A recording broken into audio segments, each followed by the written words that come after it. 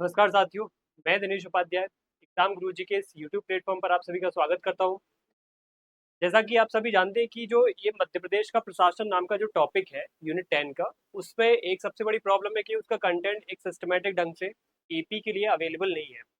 तो अब मैं क्या कर रहा हूँ कि इसको बहुत ही सिंप्लीफाइड तरीके से कुछ लेक्चर्स के माध्यम से पूरा करवाने वाला हूँ। अभी हमने पिछली क्लास में आपको मध्य प्रदेश का जो सचिवालय है, राज्य सचिवालय है, वो आपको बता दिया था। तो आज की जो हमारी क्लास है उसके आगे के टॉपिक यानी कि मुख्य सचिव मध्य प्रदेश राज्य जो प्रशासन है, मध्य प्रदेश का जो प्रशासन है उसमें जो मुख्य अधिकारी है, सबसे बड़ा अधिकारी है मुख्य सचिव, उसके ऊपर होने वाली है। तो ये एक सिस्टमेटिक और डेडिकेटेड जो क्लास है, मुख्य रूप से Madhya Pradesh administration of Madhya Pradesh and its chief secretary, Madhya Pradesh के जो चीफ सेक्रेटरी है उनके ऊपर होने वाली है। तो फटाफट आप लोग क्या करिए कि एक आपको एडवाइस है, आप लोग कॉपी पेन लेकर के इस पे नोट्स भी तैयार करते जाइए। तो ऐसे में क्या होगा कि आप जो नेक्स्ट टाइम पढ़ेंगे या रिवाइज करेंगे तो आपको एक बहुत अच्छी सी सहूलियत हो जाएगी कि आपको कैसे इसमें फटाफट रिवाइज कर सकते हैं। मुख्य रूप से कुछ तथ्य रहेंगे। देखो, कॉन्सेप्ट के साथ तथ्य आपको ज्यादा याद रखने हैं। एमपीपीएससी है, थोड़ा सा तथ्यों पे झुकाव उसका ज्यादा रहता है। तो स्टार्ट करते हैं। सबसे पहले हम समझते हैं मध्य प्रदेश की जो एपी की पॉलिटिकल साइंस पेपर 2 की जो यूनिट 10 है, उस यूनिट 10 में क्या क्या है आप पहले भी क्लासेस में देख चुके हैं। इस क्लास के माध्यम से मैं बता देता हूँ आपको। मध्य प्रदेश का इन्होंने प्रशासन लिखा है, सचिवालय लिखा है, सचिव लिखा है, फिर उसके बाद जिला प्रशासन, फिर उसके बाद ग्रामीण प्रशासन, फिर उसके बाद स्थानीय स्वशासन और उससे रिलेटेड जो संगठन शक्तियां हैं। फिर वही बात करें तो उससे वित्त, नौकरशाही और स्वायत्तता से उनसे क्या महत्व है। ठीक है, आप इंग्लिश में भी यहाँ पे देख सकते हो।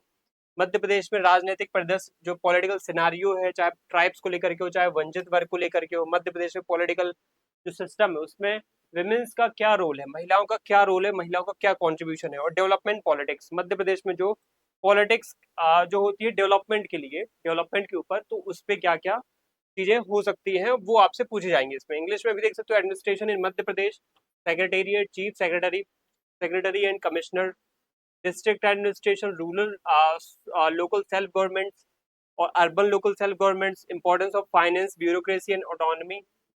यहाँ पे शहरी स्थानीय शासन इसको बोलेंगे इंग्लिश में, अर्बन लोकल सेल्फ गवर्नमेंट। फिर उसके बाद पॉलिटिकल सिनारियो मध्य प्रदेश का क्या है, चाहे वो ट्राइब्स को लेकर के हो, चाहे बैकवर्ड को लेकर के हो, चाहे डिप्राइव्ड क्लास को लेकर के हो, चाहे नक्सलाइट प्रॉब्लम्स को लेकर के हो। फिर मध्य प्रदेश में महिलाओं की स्थिति क्या है, राजनीति में मध्य प्रदेश में महिलाओं की स्थिति कहाँ पर कैसी क्या है, वो पिछड़ी है, क्या उनका डेवलपमेंट हो पा रहा है कि नहीं हो पा रहा है, उनकी स्थिति क्या है, स्टेटस क्या है, तो वो इसमें आपको देखना पड़ेगा। Politics of development in Madhya प्रदेश। ठीक है, डेवलपमेंट की पॉलिटिक्स क्या है मध्य प्रदेश में, विकास के नाम पर क्या राजनीति होती है, तो वो सब इसमें आपको देखने पड़ेंगे। मुख्य रूप से हमारा जो फोकस रहेगा शुरुआत के इन टॉपिक्स पे रहेगा, क्योंकि ये टॉपिक ऐसे हैं कि थोड़ा सा प्रशासनिक शब्दावलियों से जुड़े हुए हैं, ढांचागत चीजों से जुड़े हुए हैं, संरचना से जुड़े हुए हैं, स्ट्रक्चर से जुड़े हुए हैं, थोड़ा सा संवैधानिक भी है, थोड़ा सा सांविधिक चीजें भी है। मध्य प्रदेश स्तर पे कैसे क्या काम करती हूँ उसको आपको इसमें मैं सिस्टमेटिक ढंग से समझाऊंगा। तो ज्यादातर चीजें यहाँ पे सिस्टमेटिक में आपको बता ही दूंगा। ये जो लास्ट की चीजें हैं वो आप कुछ कुछ चीजें अदर सोर्सेज से भी कर सकते हो, बाकी मैं आपको करा दूंगा सिस्टमेटिक ढंग से। अगर जरूरत पड़ेगी तो इसको भी मैं करा दूंगा। तो फटाफट स्टार्ट करते हैं। मध्य प्रदेश में प्रशासनिक जो संरचना है उसमें सबसे बड़ा अधिकारी है वो है मुख्य सचिव। ठीक है, मध्य प्रदेश का जो राज्य का प्रशासन है उसमें सबसे बड़ा अधिकारी कौन होता है आपको पता है। राज्य सचिवालय का सबसे बड़ा अधिकारी होता है मुख्य सचिव, चीफ सेक्रेटरी, जो कि राज्य की मंत्रिमंडलीय व्यवस्था, राज्य की मंत्री परिषद और राज्य का जो मुख्यमंत्री है उनके लिए एक प्रधान सलाहकार होता है। एक क्या होता है, प्राइम एडवाइजर होता है, एक सुप्रीम एडवाइजर होता है जो क्या करता है, एड एंड एडवाइस करता है बहुत ही सिस्टमेटिक ढंग से, बहुत ही बारीकी से, कि आगे जो भी पॉलिसीज फॉर्मेशन होने वाला है, आगे जो भी नीति निर्माण होने वाली है, आगे जो भी योजनाएं बनने वाली हैं उन पे क्या क्या हमें मापदंडों को रखना है, क्या क्या स्टैंडर्ड्स होने चाहिए, वो सब ये क्या करता है, सलाह के रूप में बताता है अदर अदर जो मिनिस्टर्स होते हैं। और सबसे बड़ी भूमिका ये होती है कि उसमें इसका रोल क्या होता है, एक सुपीरियोरिटी का होता है। कैसे सुपीरियोरिटी का, जैसे कोई योजना बन रही है तो अलग अलग अधिकारी चाहे उसके नीचे डेप्यूटी सेक्रेटरी हो, चाहे जॉइंट सेक्रेटरी हो, चाहे अंडर सेक्रेटरी हो, चाहे एडिशनल सेक्रेटरी हो, सब मिल करके बनाते हैं। बहुत सारी क्या है अधिकारियों की संरचना होती है, बहुत सारे नंबर ऑफ स्टाफ है जो बहुत बड़ा होता है सचिवालय के अंदर। तो वो सब जो भी बनाते हैं ना, वो अल्टीमेटली मुख्य सचिव के पास लेके जाते हैं और उनसे क्या है अंतिम रूप से फैसला लेते हैं कि आप बताइए अल्टीमेट इस पे क्या डिसीजन है आपका। अगर वहां से मुख्य सचिव से वो चीज फाइनल हो जाती है तो फिर वो मंत्रिमंडल के पास जाकर के उस पर क्या है एक्शन लिया जाता है। तो आज का जो टॉपिक है मुख्य सचिव पर है, उसके बाद जो हमारा अगला टॉपिक होगा वो सचिव और आयुक्त के ऊपर होगा। अब मुख्य सचिव, फिर उसके नीचे क्या होते हैं, सचिव होते हैं, फिर उसके नीचे आयुक्त होते हैं। आपने सिलेबस में भी देखा है मुख्य सचिव, फिर उसके बाद सचिव और फिर उसके बाद आयुक्त, यानी कि जो सिलेबस है उसी के अकॉर्डिंग हम आपको बताने वाले हैं। अब आज का जो हमारा टॉपिक होने वाला है मुख्य सचिव के ऊपर होने वाला है। तो पहली बात आप ये समझो, पिछली क्लास में भी बता चुका हूँ आपको कि जो मुख्य सचिव है या जो राज्य की सचिवालय की जो व्यवस्था है वो किस संरचना में काम करती है, उसका ढांचा क्या है, उसका जो सिस्टम एक सिस्टमेटिक जो एक स्ट्रक्चर है वो क्या है, वो आपको समझना पड़ेगा। तो एडमिनिस्ट्रेशन ऑफ मध्य प्रदेश में स्टेट सेक्रेटेरिएट वो क्या है, स्टेट सेक्रेटेरिएट वो क्या है, मतलब वो ऑफिस के बारे में तो जरा बताओ। जिस ऑफिस में चीफ सेक्रेटरी बैठता है तो उस ऑफिस को ही बोलते हैं स्टेट सेक्रेटेरिएट, जिसमें चीफ सेक्रेटरी बैठता है यानी मुख्य सचिव बैठता है। तो उस ऑफिस के बारे में हम सबसे पहले पढ़ लेते हैं, फिर उसके बाद हम क्या करेंगे, इस अधिकारी मुख्य सचिव के बारे में डील करेंगे, उनके बारे में पढ़ेंगे। अब देखो, आप सबसे पहले ये जानते हो कि देखो ये सचिवालय क्या करेगा। एक सचिवालय जो होता है वो बहुत सारे प्रशासनिक अधिकारियों का एक समूह होता है। उस ऑफिस में बहुत सारे प्रशासनिक अधिकारी बैठे रहते हैं, काम करते हैं, योजना निर्माण करते हैं, नीति निर्माण करते हैं। तो यानी कि राज्य सरकार के लिए कानूनों, नीतियों और योजनाओं के निर्माण में सहायता और परामर्श के लिए कौन होता है, राज्य सचिवालय होता है। जो कि आपको पता होना चाहिए, मध्य प्रदेश में राज्य सचिवालय ऐसी जो संरचना है वो कब बन के आती है, वो बन के आती है 1 नवंबर 1956 को। जो कब बन के आती है, 1 नवंबर 1956 को। और इसका जो निर्माण हुआ था, इसका जो बिल्डिंग थी, इसकी जो एक बिल्डिंग है, जो जगह है, जो ऑफिस है, वो किस जगह पे था, पुराने विधानसभा भवन पे था। अगर आप बोलोगे कि अभी पुरानी बिल्डिंग में काम कर रहा, तो वर्तमान में चेंज हुई है क्या कोई बिल्डिंग या फिर कोई जगह चेंज हुई है, ऑफिस चेंज हुआ है? बिल्कुल, इनका ऑफिस चेंज हुआ है। वो अब बना है नया मुख्यालय वल्लभ भवन कहलाता है, जो कि भोपाल में है। और इसकी स्थापना 4 अप्रैल 1965 को हुई थी, यानी इसका उद्घाटन हो चुका था। मध्य प्रदेश का जो राज्य सचिवालय है, जो नई बिल्डिंग है, उसको कहते हैं वल्लभ भवन। उसका उद्घाटन हुआ था 4 अप्रैल 1965 को। उसको वल्लभ भवन नाम से जाना जाता है। इसका उद्घाटन किया था तत्कालीन जो राज्यपाल थे केसी रेड्डी, उन्होंने इसका उद्घाटन किया था। ठीक है, तो ये क्या है, मुख्य रूप से मध्य प्रदेश की सचिवालय के बारे में एक इंफॉर्मेशन। अब सचिवालय जो होता है उसको हम कहते, मतलब उसका मीनिंग क्या होता है, देखो सचिवालय दो शब्दों से मिलकर के बना है, ये मैं पिछली क्लास में भी बता चुका हूँ। अगर आपने राज्य सचिवालय वाली क्लास नहीं देखी है तो सबसे पहले उसको देख लो। अगर उसको देख लोगे तो फिर ये वाला जो संरचना है मुख्य सचिव की, जो एक व्यवस्था है, वो आपको समझ में आ जाएगी। तो सचिवालय मुख्य रूप से दो शब्दों से मिलकर के बना होता है, सचिव और आलय, यानी कि सचिव यानी सेक्रेटरी, आलय मतलब होता है ऑफिस या कार्यालय बोल सकते हैं इसको। तो एक ऐसा ऑफिस जो सचिव के लिए डेडिकेट किया गया है उसको बोलते हैं सचिवालय। एक ऐसा ऑफिस जो सेक्रेटरी के लिए डेडिकेट किया गया है उसको बोलते हैं सेक्रेटेरिएट। तो इंग्लिश में सेक्रेटेरिएट बोलते हैं। और इसका मैं मुख्य भूमिका बता चुका हूं कि जो राज्य सचिवालय होता है वो करता क्या है, राज्य स्तर पर, जो राज्य स्तर पर सरकार होती है उसका जो हेड होता है मुख्यमंत्री, और जो अदर मिनिस्टर्स होते हैं, चाहे स्टेट काउंसिल ऑफ मिनिस्टर में चाहे मिनिस्टर ऑफ स्टेट हो, कैबिनेट मिनिस्टर हो, चाहे डेप्यूटी मिनिस्टर्स हो, सभी के लिए ये प्रशासनिक सहायता और परामर्श के लिए काम करता है। वो कौन है, राज्य सचिवालय। ये राज्य सचिवालय की व्यवस्था होती है। शुरुआत में मैं पिछली क्लास में बता चुका हूँ, अभी भी बता रहा हूँ आपको, एक ब्रीफ इंट्रोडक्शन आपको दे दिया कि सचिवालय एक ऑफिस है। अब इस ऑफिस के अंदर चलते हैं, राज्य सचिवालय की ऑफिस के अंदर चलेंगे आप, तो आपको क्या मिलेगा, अंदर देखने को आपको क्या मिलेगा, इसके अंदर बहुत सारी एक पद सौंपानी की हायरार्किकल एक व्यवस्था देखने को मिलेगी। मुख्य रूप से आप ये समझो कि यहाँ पे जो बहुत सारे अधिकारी कर्मचारी होते हैं, उनका जो हेड होते हैं, उनके जो हेड होते हैं वो होते हैं मुख्य सचिव। वर्तमान में मुख्य सचिव मध्य प्रदेश के ये हैं, और ये इनके साथ मध्य प्रदेश के सीएम क्या है यहाँ पे बैठे हुए हैं। तो ये आपको पता होना चाहिए। अब इस ऑफिस के अंदर, इस सचिवालय ऑफिस के अंदर बहुत सारे अधिकारी होते हैं, तो आपको पता होना चाहिए कौन से अधिकारी होते हैं। तो देखो वो अधिकारी कौन कौन से होते हैं।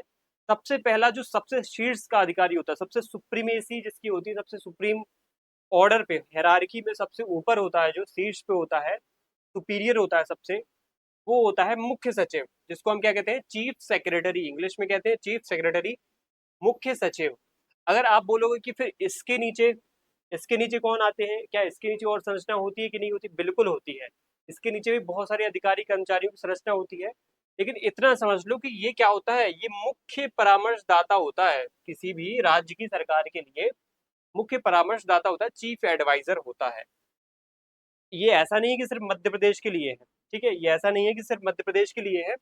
ये हर एक राज्य में जो मुख्य सचिव होता है उसका उत्तरदायित्व होता है कि उस राज्य के मुख्यमंत्री मंत्रिपरिषद को क्या करे, परामर्श दे, समय समय पर सहायता और जो सलाह होती है वो देता रहे। एड एंड एडवाइस का इसका मुख्य क्या होता है, दायित्व होता है। अगर मैं आपसे पूछूं कि इस शीर्ष जो अधिकारी है इसके नीचे और कौन से लोग होते हैं, इसके नीचे और कौन से लोग होते हैं, तो आप थोड़ा सा यहाँ पे समझना कि मध्य प्रदेश में जितनी बड़ी सरकार, या फिर किसी भी राज्य में जितनी बड़ी सरकार होगी, उतना ज्यादा काम होगा उस राज्य के सचिवालय का, उस राज्य के प्रमुख सचिव का या मुख्य सचिव, ठीक है। जैसे उत्तर प्रदेश में आप जाओगे तो उत्तर प्रदेश में जो सरकार है उसमें जो मंत्री है उनकी संख्या बहुत बड़ी है। आपको पता है वहां पे 400 से ज्यादा तो वहां की विधानसभा में जो सदस्य हैं वो हैं, मतलब एमएलए है वहां पे। एमएलए 400 से ज्यादा है यूपी की विधानसभा में। मध्य प्रदेश में विधानसभा में आपको पता होना चाहिए 230 एमएलए हैं। अब आपको पता है कि इसी का 15% क्या होता है, इसी का 15% मंत्री होते हैं। किसी भी राज्य की विधानसभा का ही 15% क्या होता है, मंत्रियों की संख्या होती है। तो यूपी की तुलना में मध्य प्रदेश की जो मंत्रिपरिषद है छोटी होगी, तो यूपी में बड़ी होगी। तो यानी कि सरकार की संरचना जितनी बड़ी होगी, सचिवालय के कार्यभार उसके ऊपर लोड जो होगा, तो उसके ऊपर जो लोड होगा वो भी बड़ा होगा। तो एक बात समझो कि जितना बड़ा लोड, उतनी ही बड़ी लोड कैपेसिटी होनी चाहिए। जिस राज्य के सचिव के ऊपर या सचिवालय के ऊपर ज्यादा लोड होगा तो उसके पास कैपेसिटी भी ज्यादा होना चाहिए, लोड की कैपेसिटी भी ज्यादा होना चाहिए उसके पास। एक क्या होना चाहिए, एक ऐसी संरचना होना चाहिए जिससे वो इस कैपेसिटी को बहुत ही कैपेबिलिटी के साथ, बहुत ही योग्यता के साथ, एक बहुत ही क्वालिफाइड तरीके से इसको डील कर पाए, उसको पूरा कर पाए, उसको पूरा अपने जो कर्तव्य है उसका निर्वहन कर पाए। तो क्या होता है यहाँ पे बहुत दिमाग लगाना बहुत अच्छे से, कि हर एक राज्य में क्या होता है, एक व्यवस्था बनाई जाती है कि उस राज्य में समझा जाता है कितने विभाग हैं, ठीक है। मंत्रियों की संख्या तो कितनी भी हो सकती है, जैसे एक विभाग में 2 से 3 मंत्री हो सकते हैं, एक कैबिनेट मिनिस्टर भी है उसी विभाग में, उसी विभाग में एक मिनिस्टर ऑफ स्टेट भी है, उसी विभाग में एक डेप्यूटी मिनिस्टर भी है। तो ये समझा जाता है कि विभाग कितने हैं। जैसे मध्य प्रदेश में 54 विभाग है, ठीक है, मध्य प्रदेश में 54 विभाग है। एक 55 विभाग में जो 55वां होता है उसको बोलते हैं प्रशासनिक विभाग, जो कि पूरा का पूरा प्रशासन से ही जुड़ा होता है, लेकिन मुख्य रूप से जो विभाग है वो 54 होते हैं। 55वां जो होता है वो होता है प्रशासन, सामान्य प्रशासन विभाग। तो अगर वैसे गिनना चाहो तो 55 विभाग भी बोल सकते हो कि मध्य प्रदेश में 55 विभाग है। पिछली क्लास में मैंने 54 विभाग बता दिए थे आपको, तो आप इसको एक एक्स्ट्रा ऐड कर लेना कि एक प्रशासनिक विभाग भी होता है, वो इस क्लास में मैं आपको क्लियर करा देता हूँ कि इसमें ये भी, अगर इन केस क्वेश्चन आ गया कि मध्य प्रदेश में कितने विभाग है, मध्य प्रदेश में कितने शासन विभाग है, तो आप याद रखना कि ओवरऑल गिन करके अगर आप काउंट करोगे तो मध्य प्रदेश की ऑफिशियल वेबसाइट, जनसंपर्क की वेबसाइट के आधार पर बता रहा हूँ मैं, ऑफिशियल जो सोर्स है उसका 55 विभाग है, ठीक है। और अगर उसमें प्रशासनिक जो सामान्य प्रशासन विभाग है उसको अगर आप ऐड नहीं करते हो, कौन सा विभाग, सामान्य प्रशासन विभाग, तो 54 हो जाते हैं, ठीक है। सामान्य प्रशासन विभाग जो होता है ना, ये ज्यादा इसका काम क्या होता है, जनरल एडमिनिस्ट्रेटिव डिपार्टमेंट होता है। और सामान्य प्रशासन विभाग का मुख्य काम ये होता है कि जो प्रशासनिक गतिविधियां हैं, चाहे वो उनकी नियुक्ति, ट्रांसफर, ये सब ये संभालता है, डील करता है, ठीक है। आगे पढ़ेंगे इसके बारे में, ये भी डिस्कस कर लेंगे। तो आपको ये समझ में, मैं ये समझा रहा था कि किसी भी राज्य में जितने ज्यादा विभाग होंगे उतने ज्यादा मंत्री होंगे, उतने ज्यादा वहां पे सचिवालय का क्या होगा, लोड होगा, उसके ऊपर उतने लोड होगा तो उसके पास उतनी कैपेसिटी होनी चाहिए, लोड कैपेसिटी होना चाहिए। तो उस सचिवालय को इतनी कैपेबिलिटी डेवलप कर लेना चाहिए कि वो इस सब लोड को आसानी से डील कर सके, इसका निर्वहन कर सके, इनके कार्यों का निर्वहन कर सके। तो अब देखा ये जाता है कि जैसे अगर मध्य प्रदेश में हमने समझा कि 55 विभाग है, तो थोड़ा सा यूपी के मुकाबले काम कम है, बट काम फिर भी देखा जाए तो 55 विभाग, फिर 55 विभाग में हर टाइप का काम हो रहा है। कोई शिक्षा विभाग है, कोई गृह विभाग है, कोई वित्त विभाग है, कोई सामान्य कौशल विभाग है, कोई चिकित्सा विभाग है। ठीक है, इतने सारे जब विभाग होते हैं, सबकी रोज दैनिक काम इतने सारे चल रहे हैं, सबको समन्वित तरीके से कैसे नियंत्रित करेगा, कैसे मैनेज करेगा ये सचिवालय। तो ये क्या करता है कि शीर्ष जो इसके मुख्य सचिव होते हैं, इनके अंडर में, आपको पता होना चाहिए, इनके अंडर में क्या होता है, हर एक विभाग का एक शासन सचिव क्या होता है, नियुक्त किया जाता है। एक शासन सचिव क्या होता है यहाँ पे, नियुक्त किया जाता है, जो कि एक हर एक प्रत्येक विभाग का होता है। जैसे देश राज्य में, हमारे देश के हर एक राज्य में क्या होता है, हर एक राज्य में एक राज्य सचिवालय होता है, उसका एक प्रधान जो प्रमुख अधिकारी होता है उसको बोलते हैं मुख्य सचिव। उसके अंतर्गत जब उसको बहुत सारे विभागों को डील करना पड़ता है ना सरकार के, तो वो क्या करता है, हर एक विभाग के लिए एक अपना प्रधान सचिव, या जिसको हम बोलते हैं शासन सचिव, शासन सचिव, या फिर जिसको नॉर्मल लैंग्वेज में सिर्फ हम सचिव भी बोल सकते हैं, वो नियुक्त करता है। शिक्षा विभाग का एक सचिव होता है, एक परिवहन विभाग का सचिव होता है, एक चिकित्सा विभाग का सचिव होता है। तो ऐसे हर एक विभाग का, ऐसे 55 विभागों के हर एक विभाग का एक सचिव होगा। तो फिर क्या होता है, ये सभी सचिव मिलकर के मुख्य सचिव को क्या करते हैं, अपनी जो है जो भी गतिविधियां हैं उनके नाम पर उनको, उनसे आदेश लेकर के पूरी करते हैं, उनकी पूर्ति करते हैं। यानी कि सुप्रीम पर एक मुख्य सचिव, नीचे क्या है 55 शासन सचिव। तो ये शासन सचिव, अगला हमारी जो क्लास होगी वो इन पे होने वाली है, लेकिन आज का जो हमारा टॉपिक है वो इनके ऊपर है। ठीक है, मुख्य सचिव के ऊपर होने वाला है। और शासन सचिव जो होते हैं उनकी हायरार्की भी आप समझ लो। शासन सचिव के अंतर्गत भी बहुत सारे अधिकारी कर्मचारी होते हैं, जैसे कि आप देखो, इनके अंतर्गत बहुत सारे अतिरिक्त सचिव काम करते हैं, जिनको एडिशनल सेक्रेटरी, फिर उनके अंतर्गत संयुक्त सचिव जिनको ज्वाइंट सेक्रेटरी, फिर उनके अंतर्गत उप सचिव जिनको डेप्यूटी सेक्रेटरी, उनके अंतर्गत अवर सचिव जिनको अंडर सेक्रेटरी, और जिनके और भी नीचे अनुभागीय अधिकारी, सेक्शन ऑफिसर। इतने सारे अधिकारी कर्मचारी काम करते हैं, तो आप समझ जाओ कि सचिवालय की संरचना छोटी नहीं होती है। और ये संख्या नीचे जाते जाते बढ़ती जाती है, ऐसा नहीं कि कम होती जाती है, एक एक अधिकारी रहता है, बहुत सारे रहते हैं ये। हायरार्की में आपको पता होगा, जो सुप्रीम पर होता है वो एक होता है, नीचे हायरार्की क्या होती है, यहाँ पे एक व्यक्ति है तो यहाँ पे फिर संख्या और बढ़ गई, यहाँ पे संख्या और बढ़ जाती है, यहाँ पे संख्या और बढ़ जाती है, और फिर नीचे जाते हैं तो संख्या और बढ़ जाती है। और ऐसा नहीं है, ये तो अधिकारी वर्गों के बारे में मैंने बताया, नीचे फिर कर्मचारी वर्ग भी होता है, group B, group C, group D वगैरह। ऐसे बहुत सारे क्या होते हैं, कर्मचारी स्टाफ भी होते हैं, क्लैरिकल से लेकर के आप देखो तो सुप्रीम अधिकारी तक आप बहुत बड़ी संरचना देख सकते हो। ये सचिवालय के अंतर्गत बैठे हुए बहुत सारे अधिकारी होते हैं, जो कि अपनी हर एक जो एक गतिविधि है वो किसके नाम पर, किसके अंतर्गत, किसके अधीन होकर करते हैं, मुख्य सचिव के अधीन होकर करते हैं। तो ये हमने राज्य सचिवालय की अंदर की एक संरचना पढ़ ली कि अंदर कौन कौन से अधिकारी होते हैं, ये हमारा हो चुका है।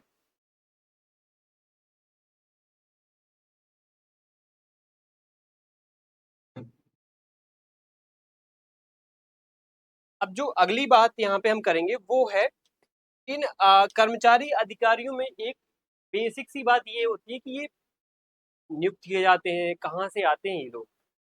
सीधी सी बात है, मतलब मैं अगर पूछूं कि ये लोग कैसे नियुक्त होते हैं, क्या क्या पदोन्नत होते हैं, क्या स्थानांतरित होते हैं, क्या प्रतिनियुक्ति होती है इनकी, किस तरीके से नियुक्त किए जाते हैं ये बहुत सारे इतने कर्मचारी अधिकारी हैं। तो आप सबसे पहले समझो कि जो प्रशासनिक स्तर पे हमने ढांचा बताया आपको, जो बहुत सारे हमने अधिकारी बताए, जैसे अगर मैं सबसे पहले बात करूँ तो मैंने मुख्य सचिव बताया कि राज्य सचिवालय के अंतर्गत आपको सबसे सुप्रीम लेवल पे आपको क्या मिलेगा, मुख्य सचिव मिलेगा। उसके नीचे जाओगे तो आपको क्या मिलेगा, यहाँ पे शासन सचिव मिलेगा, जो कि हर एक विभाग पे होता है। ये कितना है, इसकी संख्या कितनी मुख्य सचिव की, राज्य में एक है। अगर आप शासन सचिव की बात करोगे तो ये 55 मिल जाएंगे आपको। क्यों मिल जाएंगे, क्योंकि मध्य प्रदेश में 55 विभाग है। फिर आप इसके नीचे जाओगे तो आपको अतिरिक्त सचिव मिल जाएंगे, इनकी संख्या और ज्यादा हो जाती है, 55 से भी ज्यादा हो जाती है, 55 प्लस बोल सकते हैं यहाँ पे। जरूरी नहीं है इनकी संख्या पता करना। उनके नीचे आपको संयुक्त सचिव मिलेंगे, ज्वाइंट सेक्रेटरी, फिर इनकी भी संख्या ज्यादा होती है, फिर ये उप सचिव मिलते हैं। तो इस तरीके से फिर अवर सचिव भी मिलते हैं।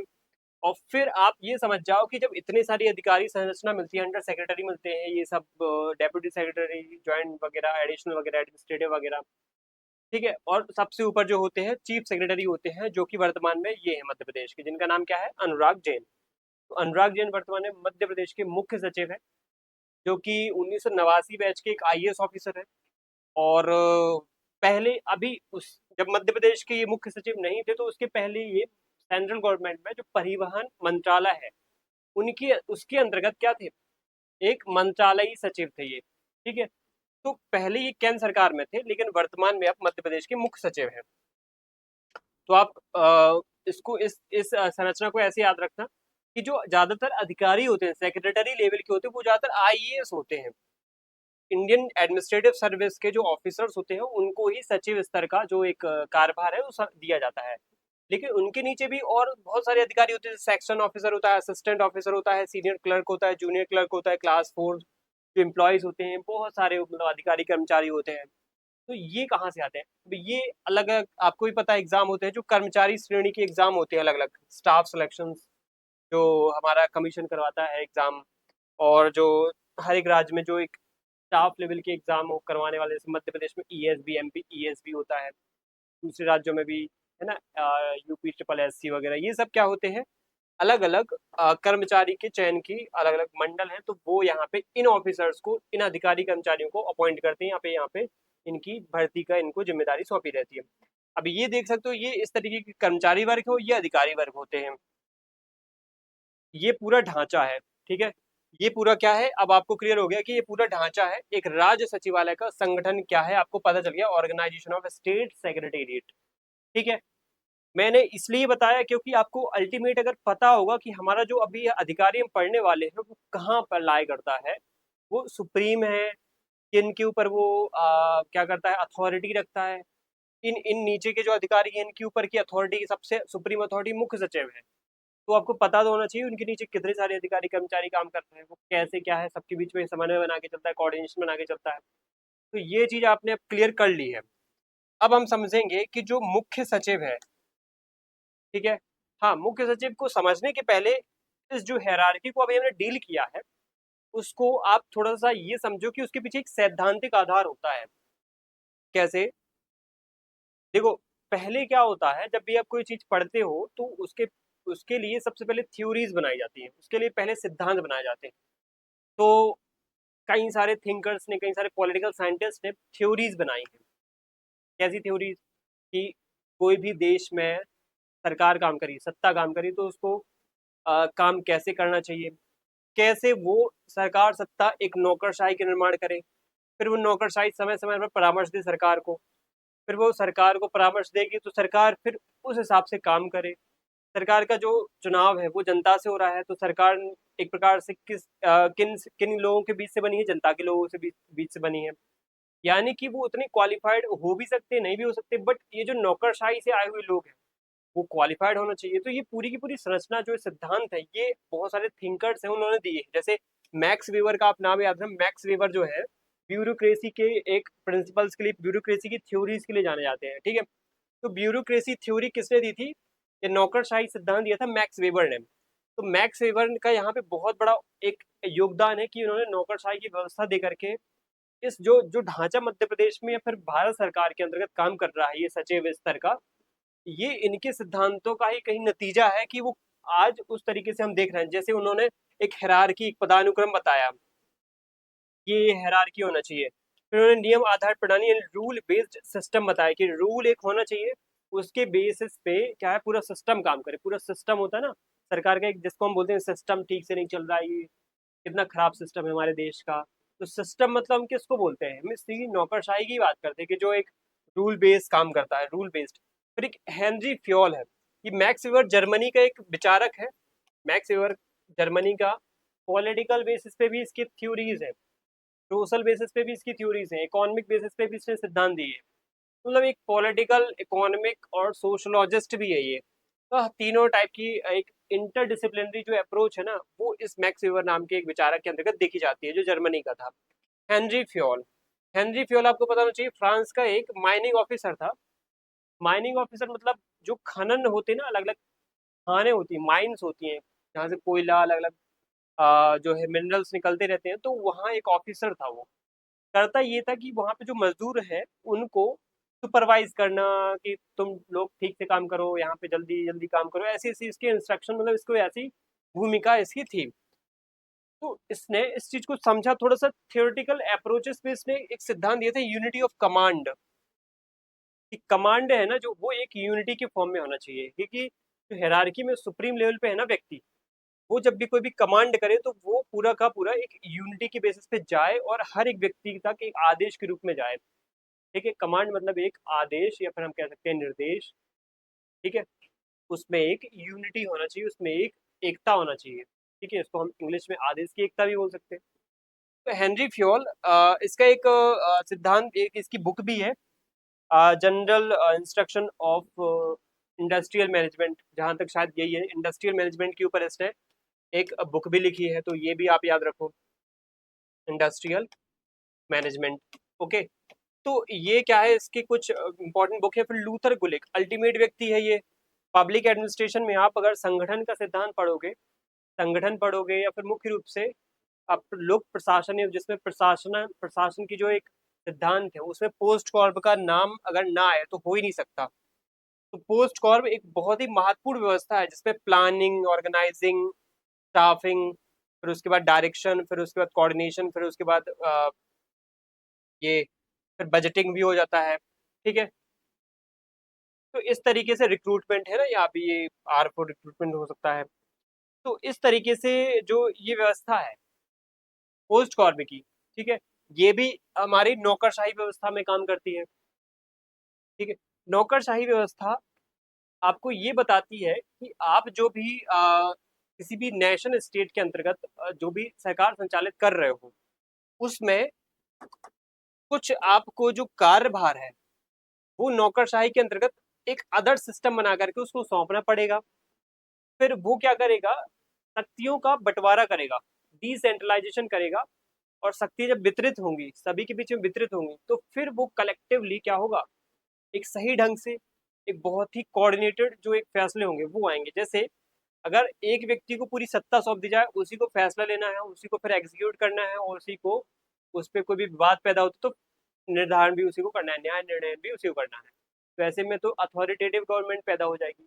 तो कोशिश ये की जाती है कि हर एक वर्ग में, हर एक क्लास में, हर एक ऑफिसर लेवल पे शक्तियों का बंटवारा कर दो, शक्तियों की अलग अलग जिम्मेदारी अलग अलग क्षेत्र में सौंप दो। इससे क्या होगा, हर एक वर्ग, हर एक जो कैटेगरी का श्रेणी का व्यक्ति या अधिकारी कर्मचारी है, वो अपने अपने कर्तव्यों का निर्वहन सही ढंग से कर सके। तो ये यहाँ पे कोशिश की जाती है, तो ये सिद्धांत है। ठीक है, आप इनके अंतर्गत देख सकते हो, जो हमने सिद्धांतिक आधार में मध्य प्रदेश की अभी जो हम प्रशासनिक व्यवस्था पढ़ रहे हैं, जैसे मुख्य सचिव पढ़ रहे हैं, तो जैसे अगर हम उसमें पदानुक्रम पढ़ेंगे, नियम आधार प्रणाली पढ़ेंगे, तो हमने वो मैक्स वेबर से सीखी है। अगर एक आदेश या आदेश की एकता की बात करें, वो उत्तरदायित्व सिद्धांत, तो हमने हेनरी फ्योल से सीखा है।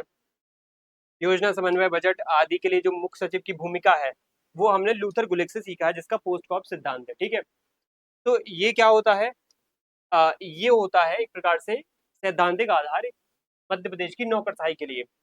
अब हमारा आज का अब टॉपिक आ जाता है, मुख्य रूप से ये है वो टॉपिक, मध्य प्रदेश का मुख्य सचिव। और इसकी एक प्रकार से भूमिका तो अब निर्माण हो चुकी है कि मध्य प्रदेश में मुख्य सचिव की भूमिका क्या है, वो आपको अब क्लियर हो गई होगी। फिर भी हम देख लेते हैं कि क्या होता है मुख्य सचिव। राज्य का सर्वोच्च प्रशासनिक अधिकारी, जिसको हम बोल सकते हैं मध्य प्रदेश का हाईएस्ट रैंकिंग एडमिनिस्ट्रेटिव ऑफिसर होता है, जो कि राज्य की सचिवालय कार्य प्रणाली का क्या करता है, नेतृत्व करता है, हेड करता है, heading the functioning of the state secretariat. एक हाई रैंक का एक एडमिनिस्ट्रेटिव ऑफिसर जो राज्य की क्या कर रहा है, कार्य प्रणाली, राज्य सचिवालय की कार्य प्रणाली को नेतृत्व कर रहा है, उसको लीड कर रहा है।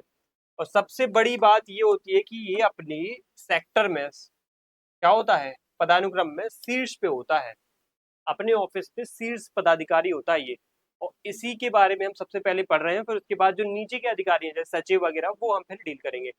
और दूसरी बात इस पे खास ये कि मुख्य सलाहकार भी इसको कहा जाता है। ये कुछ ऐसे नाम है जो एग्जाम में पूछ सकते हैं आपसे कि राज्य सचिवालय के अंतर्गत या फिर किसी भी राज्य के प्रशासन के अंतर्गत जो मुख्य सलाहकार होता है उस राज्य की सरकार का, वो कौन होता है। ठीक है, इन केस अगर ऑफिस का नाम लिखा है राज्य सचिवालय, तो ठीक है, वो अगर पद का नाम आ गया तो मुख्य जो सलाहकार के रूप में पद होगा, अगर पद की बात करें तो मुख्य सचिव, चीफ सेक्रेटरी का नाम आप इसमें याद रखना। अब देखो, ये जो एक चार्ट बना हुआ है, एक टेबल बना हुआ है, ये आपको क्या लगता है, मतलब ये आपको एक बहुत सिस्टमेटिक उसमें कॉन्टेक्स्ट एक समझा रहा है। क्या कॉन्टेक्स्ट समझा रहा है कि जो भी आप व्यक्ति के बारे में भी पढ़ने वाले हो, जो भी ऑफिसर के बारे में पढ़ने वाले हो, वो नॉर्मल ऑफिसर नहीं, वो एक ऐसा एक्स्ट्रा एक ऑर्डिनरी ऑफिसर है जो कि इतने सारे चीजों से डील करता है। अगर आप इसको गहराई से समझो तो बहुत बड़ी जिम्मेदारी है, बहुत बड़ी, मतलब एक प्रकार से देखा जाए तो ऑफिसर्स, एक आईएएस ऑफिसर्स की जो सुप्रीम लेवल पे अगर प्रमोशन की बात करी जाए तो वो चीफ सेक्रेटरी हो सकती है। और चीफ सेक्रेटरी ठीक है, सेंट्रल गवर्नमेंट में आप कैबिनेट सेक्रेटरी बन सकते हो, लेकिन एक आईएएस ऑफिसर इससे बड़ी लेवल पे जाने की कोशिश फिर नहीं करता है। वो तो वो कोशिश करता है कि चीफ सेक्रेटरी लेवल पे पहुंच जाए हम, अपनी सरकार को हम बताएं कि आखिर आपको इस राज्य में करना क्या है। मतलब ये काम करता है राज्य का मुख्य सचिव। तो देखो, सरकार का प्रशासनिक जो एक ढांचा है उसका सबसे लीड ऑफिसर कौन है? मुख्य सचिव। सरकार का मुख्य समन्वयक मुख्य सचिव माना जाएगा। क्यों? क्योंकि ये सचिवों के बीच में समन्वय बनाता है ना। अलग अलग जो विभागों के सचिव है, जैसे 55 विभाग है, तो उनके बीच में एक कोऑर्डिनेशन कि देखो भाई, तुम शिक्षा मंत्रालय का ये काम कर रहे हो, तुम परिवहन मंत्रालय का ये काम कर रहे हो, तुम चिकित्सा विभाग का, सॉरी मंत्रालय बोल रहे हो, विभाग का ये काम कर रहे हो, तो आप अपने आसपास कोऑर्डिनेशन रखो। देखो, आपने एक चीज पढ़ी होगी कि भारत में एक सबसे बड़ी प्रॉब्लम है कि कोऑर्डिनेशन हर एक विभाग के बीच में नहीं हो पाता है। जैसे आपने एक चीज देखी होगी कि मान लो एक नगरीय विकास विभाग है, ठीक है। अब ये क्या करना चाहता है कि किसी भी शहर में मेट्रो चलाना चाहता है, और एक है परिवहन विभाग और सड़क राजमार्ग विभाग, ठीक है। और वो क्या करता है, किसी भी शहर गांव जो भी है अलग अलग एरियाज में क्या करता है, सड़कों का निर्माण करता है। अब नगरीय विकास विभाग और परिवहन विभाग के बीच में अगर कोऑर्डिनेशन नहीं होगा तो नगरीय विभाग का विकास विभाग वहां पे मेट्रो डालना चाहता था, लेकिन परिवहन विभाग का विकास ने वहां पे सड़क बना दी, वहां पे बीच में डिवाइडर डाल दिया। नगरीय विकास विभाग से कोई कोऑर्डिनेशन नहीं था, तो नगरीय विकास विभाग के माध्यम से जो भी वहां पे नगर के विकास के लिए एक मेट्रो का या फिर कोई भी चीज हो सकती है, मैं मेट्रो का एग्जांपल ले रहा हूँ, कोई और चीज हो सकती है, जैसे आप कोई भी मान सकते हो, नगर के विकास के लिए मेट्रो ही मान के चलते हैं, तो वो कोऑर्डिनेशन ना होने की वजह से फिर क्या करना पड़ेगा, उसका कहीं डिवाइडर को तोड़ना पड़ेगा। आपने देखा होगा आए दिन ये होता है, कहीं डिवाइडर कहीं सड़क को तोड़ना पड़ेगा, ठीक है। अब जैसे एक और एग्जांपल ले लेते हैं कि शहर में एक केबल लाइन बिछाई जानी है, कौन सी? संचार की। संचार के लिए क्या? टेलीफोन कनेक्शंस के लिए, या फिर इलेक्ट्रिसिटी, जो हमारे देश राज्य का विद्युत विभाग है वो कुछ ऐसे कनेक्शन करवाना चाहता है, वो अंडरग्राउंड एक वायरिंग है वो करवाना चाहता है। परिवहन विभाग ने सड़क डाल दी, तो आप क्या करना चाह वो क्या करेगा, वहां पे खुदाई करेगा, सुरंग टाइप की बनाएगा, फिर उसको क्या करेगा, मिट्टी डालेगा वापस से, फिर उस पर वापस से सड़क बनेगी। तो दिक्कत ये है कि कोऑर्डिनेशन ना होने की वजह से कि आपका काम क्या है, आप क्या करने वाले हो, आपका आगे का प्लान क्या है, और हमने अभी क्या कर रहे हो, क्या कर दिया है, ठीक है, और हमारे आगे का क्या प्लान है, वो सबके बीच में कोऑर्डिनेशन ना होने की वजह से दिक्कत ये पैदा हो जाती है कि अनावश्यक पैसा वेस्ट होता है, ठीक है। अनावश्यक क्या होता है? पैसा वेस्ट होता है, जिस वजह से देश का या उस राज्य के लोगों का जो टैक्स का पैसा है वो बर्बाद होता है। तो इसीलिए मुख्य सचिव इतना बड़ा रोल निभाता है कि हर एक विभाग के अलग अलग सचिवों के बीच में क्या करता है, ये कोऑर्डिनेशन करता है कि देखो भाई, तुमने शिक्षा विभाग में कितना काम किया बताओ मुझे। हर एक सचिव को बोलता है, हर एक विभाग के सचिव को। परिवहन विभाग के सचिव को बोलता है, देखो तुमने कितना सड़कों पे खर्च किया है, कहाँ कहाँ कौन कौन सी सड़कें बन चुकी हैं बताओ, मुझे नगरीय विकास विभाग को भेजना ही डाटा, ठीक है। अगर वो मांगेगा तो मैं फटाफट दे दूंगा। आपके परिवहन विभाग से जो भी इंफॉर्मेशन है, आंकड़े, वो ले लेता है टाइम पे। फिर वही आगे के जो उसके कार्य होते हैं, मुख्य सचिव क्या करता है, मुख्यमंत्री का प्रमुख सलाहकार होता है। ये नीतिगत जो मामले होते हैं, मुख्यमंत्री को जब चाहिए होते हैं नीतिगत मामलों पर कोई भी सुझाव, तो वो मुख्य सचिव के पास जाता है। कैबिनेट सचिवालय का प्रमुख होता है, ये head of the cabinet secretary. Cabinet जो मंत्रिपरिषद होती है उसकी बैठकें, उसकी जो एजेंडा होती है, उसके निर्णयों का क्रियान्वयन। अब जो कैबिनेट सचिवालय का प्रमुख, ये कैबिनेट सचिवालय मतलब ये होता है, जैसे हर एक राज्य या फिर केंद्र में देखो आप, तो कैबिनेट मंत्री होते हैं जो सबसे बड़े मंत्री माने जा सकते हैं। उसके नीचे आपने पढ़े होंगे मिनिस्टर ऑफ स्टेट, उसके नीचे पढ़े होंगे डेप्यूटी मिनिस्टर। तो कैबिनेट मिनिस्टर बड़े मंत्री होते हैं, जो हर एक विभाग का एक स्वतंत्र कैबिनेट मंत्री होता है। तो इन बड़े बड़े मंत्रियों को उनकी बैठकें होती है, आपने देखो कैबिनेट मीटिंग्स होती हैं, तो इन मंत्रियों की जब कैबिनेट मीटिंग्स होती है तो उनकी जो बैठक हो रही है, उनको किस मुद्दे पे बात करना है, उनको किस एजेंडा पे डिस्कशन करना है, ठीक है। जैसे हाल फिलहाल में अभी वर्तमान में देश की सुरक्षा के मामले में दो तीन कैबिनेट मीटिंग हो चुकी है, ठीक है। आपने जैसे देखी होंगी न्यूज वगैरह में कि अभी वर्तमान में देश में आतंकवादी हमला हुआ है, तो एक कैबिनेट मीटिंग बुलाई गई थी, ठीक है, CCS, सेंट्रल कैबिनेट, जो सिक्योरिटी पर बेसिस एक ये कैबिनेट कमेटी है, सॉरी कैबिनेट मीटिंग है, वो क्या है यहाँ पे बुलाई गई थी। तो उसमें क्या है कि ऐसी चीजें जो डिस्कशन होने वाली है, ऐसे विषय जो हमें क्या है अभी उस पर डिबेट डिस्कशन करना है, तो वो निर्धारण करने का काम यहाँ पे मुख्य सचिव जैसे अधिकारी कर्मचारी ही करते हैं। विभाग जो विभाग अध्यक्ष हैं उनके प्रमुखों का भी क्या होता है, प्रमुख होता है। नौकरशाही का शीर्ष अधिकारी होता है नोडल ऑफिसर। नोडल ऑफिसर आपको पता होंगे, नोडल ऑफिसर के बीच में इंटर डिपार्टमेंटल कोऑर्डिनेशन करना। जो नोडल ऑफिसर होता है कि कोई भी सिस्टमेटिक जो एक वो होता है, विषय होता है, या कोई भी भूमिका होती है, कोई भी एक अभियान चलाया जा रहा है, मान लो कोई भी राज्य में, जैसे मान लीजिए पोलियो अभियान चलाया जा रहा है, तो इस पोलियो अभियान के लिए ये इस समय से इस समय तक चलाया जा रहा है, इस समय से इस समय तक जो पोलियो अभियान चलाया जा रहा है, इसका नोडल ऑफिसर इस व्यक्ति को बनाया जाता है। अब ये जो नोडल ऑफिसर काम कर रहे हैं, ये किसको अपना जो है अंतिम रूप से ब्यौरा या अथॉरिटी मानेंगे, किसको देंगे अपना जो भी आदेश है, किसका आदेश मानेंगे, तो वो मुख्य सचिव का आदेश मानेंगे। और राजनीतिक कार्यान्वयन का प्रमुख भी मुख्य सचिव होता है, और chief of the state civil service, state civil service का एक प्रकार से आप ये समझ लो कि चीफ है, ठीक है। तो ये हमारे क्या है, एक विश्लेषण हो गया कि किस तरीके से इसके अलग अलग उपनाम है, अल्टरनेट नेम्स भी है जो मुख्य सचिव को दिए गए हैं, और उस कॉन्टेक्स्ट में ये क्या क्या काम करता है। अगर आप मैं बोलूँ कि कैबिनेट सचिवालय का प्रमुख है तो ये बैठ के एजेंडा निर्णय तय करता है। अगर मैं बोल दूं कि नौकरशाही का शीर्ष अधिकारी है तो ये क्या करता है, राज्य की समस्त सिविल सेवाओं का नेतृत्व करता है। अगर मैं बोल दूं कि नोडल ऑफिसर के अंतर्गत ये क्या करता है, नोडल ऑफिसर में समन्वय बनाता है, तो विशेष परियोजनाओं में, जैसे मैं पोलियो अभियान बता चुका हूँ, तो इन योजनाओं में विभागों के बीच में समन्वय भी करता है। अगर मैं chief of the state civil service बोल दूं, तो भारतीय प्रशासनिक सेवा के राज्य कैडर का प्रमुख अधिकारी या सबसे बड़ा या सबसे सुपीरियर अधिकारी इसको कह सकते हैं। ये एक राज्य के, एक स्टेट के चीफ सेक्रेटरी के अलग अलग अल्टरनेट नाम है, जो आपको एग्जाम में पूछे जा सकते हैं कि इस प्रकार का जो ये व्यक्ति है मुख्य सचिव, इनमें से कौन सा नाम उसको किस नाम से जाना जाता है। क्या उसको प्रशासन प्रमुख सही है, क्या उसको मुख्य समन्वयक सही है, मुख्यमंत्री का प्रमुख सलाहकार सही है, ठीक है। तो इस तरीके के स्टेटमेंट आपको लिखे आएंगे, आपको सही बताना पड़ेगा, सीधी सी बात है, ये ऐसे स्टेटमेंट बन के आ सकते हैं आपके सामने।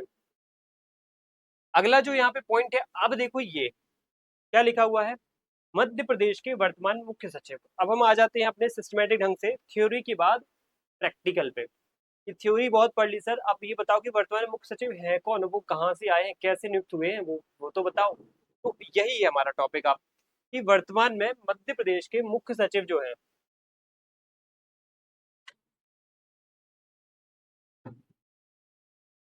मध्य प्रदेश में वर्तमान में जो मुख्य सचिव है वो कौन है, ठीक है, माननीय श्री अनुराग जैन। बहुत ही सम्मानीय व्यक्ति है, ठीक है। कंपेरेटिवली मैं अगर थोड़ा पर्सनल बात बोलूँ तो मैं पॉलिटिशियन से ज्यादा ऑफिसर्स की ज्यादा रिस्पेक्ट करता हूँ। तो इस मामले में अनुराग जैन हैं भी, उन्होंने कुछ ऐसे शीर्ष बहुत ही मतलब अल्टीमेट लेवल के ऐसे काम किए हैं जिस वजह से वो इस पद पर हैं। सीधी सी बात है, अगर वो व्यक्ति इस पद पर है तो कुछ विशेष उपलब्धियां तो होंगी उनके पास। तो उनके बारे में समझते हैं क्या है वो, किस तरीके से वो भारत मध्य प्रदेश के मुख्य सचिव बने हैं, प्रतिनियुक्ति हुई है उनकी। देखो, इनके बारे में एक बेसिक इंट्रोडक्शन है। ग्वालियर के हैं ये व्यक्ति, अनुराग जैन कहाँ से बिलोंग करते हैं, ग्वालियर से हैं। इनका जन्म हुआ था ग्वालियर में, ठीक है, मध्य प्रदेश के ग्वालियर से ही बिलोंग करते हैं अनुराग जैन, ठीक है। ऐसा नहीं है ये मत सोचना कि जो राज्य का व्यक्ति ही होगा उसी को उस राज्य का मुख्य सचिव बनाया जाता है, ऐसा नहीं है, ठीक है। कोइंसिडेंस होते हैं कई सारे, जिस वजह से ऐसा रहता है, ठीक है। तो ये कोइंसिडेंसली मतलब मध्य प्रदेश में इनका जन्म हुआ है। पढ़ाई इन्होंने इंजीनियरिंग कर रखी है, इलेक्ट्रिकल इंजीनियरिंग से बिलोंग करते हैं। इन्होंने 1989 बैच का क्या किया है।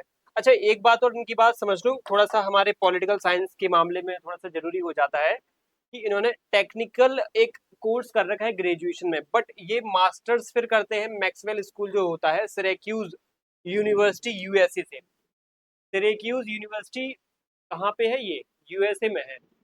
सिरैक्यूज यूनिवर्सिटी से ये एमए करते हो, वो भी किस विषय से, आप देखो पब्लिक एडमिनिस्ट्रेशन से एमए किया है इन्होंने, पब एड से। और ये सिरैक्यूज यूनिवर्सिटी, वही सिरैक्यूज यूनिवर्सिटी आपको जानकर के हैरानी होगी जहां पर मिन्नो ब्रुक सम्मेलन हुआ था। जहां पर क्या हुआ था,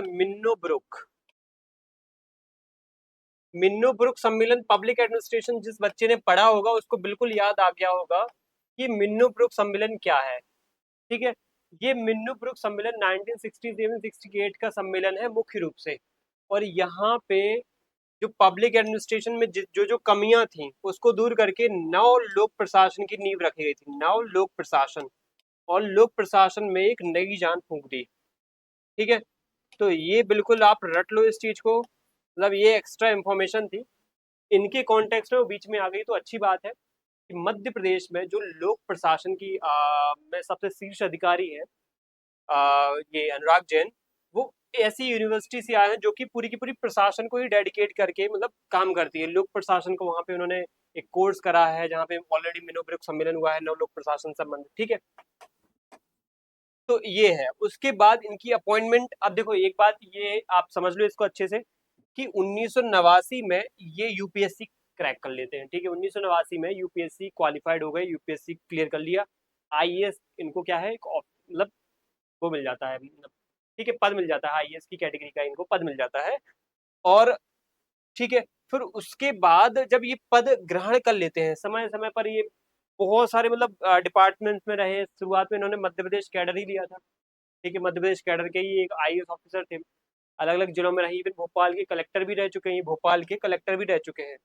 ठीक है, और कहीं भोपाल कहीं छिंदवाड़ा, अलग अलग जिलों के कलेक्टर भी रह चुके हैं। इनका कार्य में इतनी विशेष उपलब्धियां थी। ठीक है, बहुत सारे इनको डिपार्टमेंट्स में भी इनको अपॉइंट किया गया, बहुत सारे मंडलों बोर्ड्स में भी अपॉइंट किया गया। एक खास चीज मैं बता देता हूँ, जो आयात निर्यात बैंक है एग्जिम, आपको पता होना चाहिए आयात निर्यात बैंक, इसके इनको उपाध्यक्ष, कार्यवाहक उपाध्यक्ष की भी जिम्मेदारी सौंपी गई है। बहुत बड़ी बात होती है, एक बैंक है पूरा, वो बहुत बड़ा बैंक है, इंपॉर्टेंट बैंक है एग्जिम, एक्सपोर्ट इम्पोर्ट बैंक, उसका भी कार्यवाहक अध्यक्ष की जिम्मेदारी उनको सौंपी गई थी। बाद में ये क्या है, फिर केंद्र सरकार के बुलावे पर सेंट्रल गवर्नमेंट में अपॉइंट होते हैं समय समय पर। इनको फिर ये कई सारे सुपर टाइम स्केल पीएस श्रेणी में भी भेजा गया। और देखा जाए तो फिर उसके बाद इनकी जो भूमिका रहती है वो ये रहती है कि इनको 2020 में, एक इम्पोर्टेंट पॉइंट ये याद रखें, 2020 में सचिव सड़क परिवहन मंत्रालय, सड़क परिवहन एवं राजमार्ग मंत्रालय में प्रतिनियुक्ति करके सेंट्रल गवर्नमेंट में बुला लिया जाता है। और 2020 से लेकर के 2024 तक ये क्या करते हैं, इस पद पर रहते हैं, सचिव के स्तर के पद पर रहते हैं। और साथ में अगर इससे पहले की बात करो, जब ये सचिव नहीं थे केंद्र सरकार में, तो शिवराज सिंह चौहान के 2 बार सचिव भी रह चुके, तत्कालीन जब सीएम हमारे थे शिवराज सिंह चौहान। भोपाल के कलेक्टर भी रह चुके हैं। आयात निर्यात बैंक जो है हमारा, इसके भी मैं बताई जो कार्यवाहक अध्यक्ष पीएमओ में संयुक्त सचिव भी रह चुके हैं, तो पीएमओ में भी रह चुके हैं, केंद्र सरकार के परिवहन मंत्रालय में भी रह चुके हैं। हमारे देश हमारे राज्य के मंत्री जो है मुख्यमंत्री, उनके भी सचिव रह चुके हैं। तो बहुत सारे मतलब इनके पास उपलब्धियां, बहुत अच्छा काम किया इन्होंने। इस वजह से हमारे राज्य के मुख्यमंत्री ने इनके ऊपर भरोसा किया और इनको वापस से मध्य प्रदेश में बुला करके एक मुख्य सचिव का पद सौंप दिया। ठीक है, तो ये इनकी क्या है, महत्वपूर्ण एक उपलब्धि है। अब हमें ये समझना है कि जो मुख्य सचिव है वो चयन और उसकी नियुक्ति कैसे होती है। जैसे अभी आपने ये पढ़ा कि अनुराग जैन शुरुआत में मध्य प्रदेश कैडर से थे, यहाँ पे कलेक्टर, बहुत बड़े बड़े विभागों के भी सचिव रह चुके हैं, मतलब बहुत सारे पदों पर रह चुके हैं। फिर कहीं बैंक में भी कार्यवाहक अध्यक्ष है, कहीं फिर उनको सेंट्रल गवर्नमेंट में बुला लिया जाता है, पीएमओ में सचिव भी रहते हैं, संयुक्त सचिव रहते हैं। वापस से मध्य प्रदेश में मुख्य सचिव के रूप में कैसे वो नियुक्त किए जाते हैं, कैसे उनका चयन होता है, कैसे अपॉइंटमेंट, कैसे सिलेक्शन होता है, ये जानना जरूरी है। तो चयन की प्रक्रिया आप समझो, बहुत बहुत ध्यान से समझना।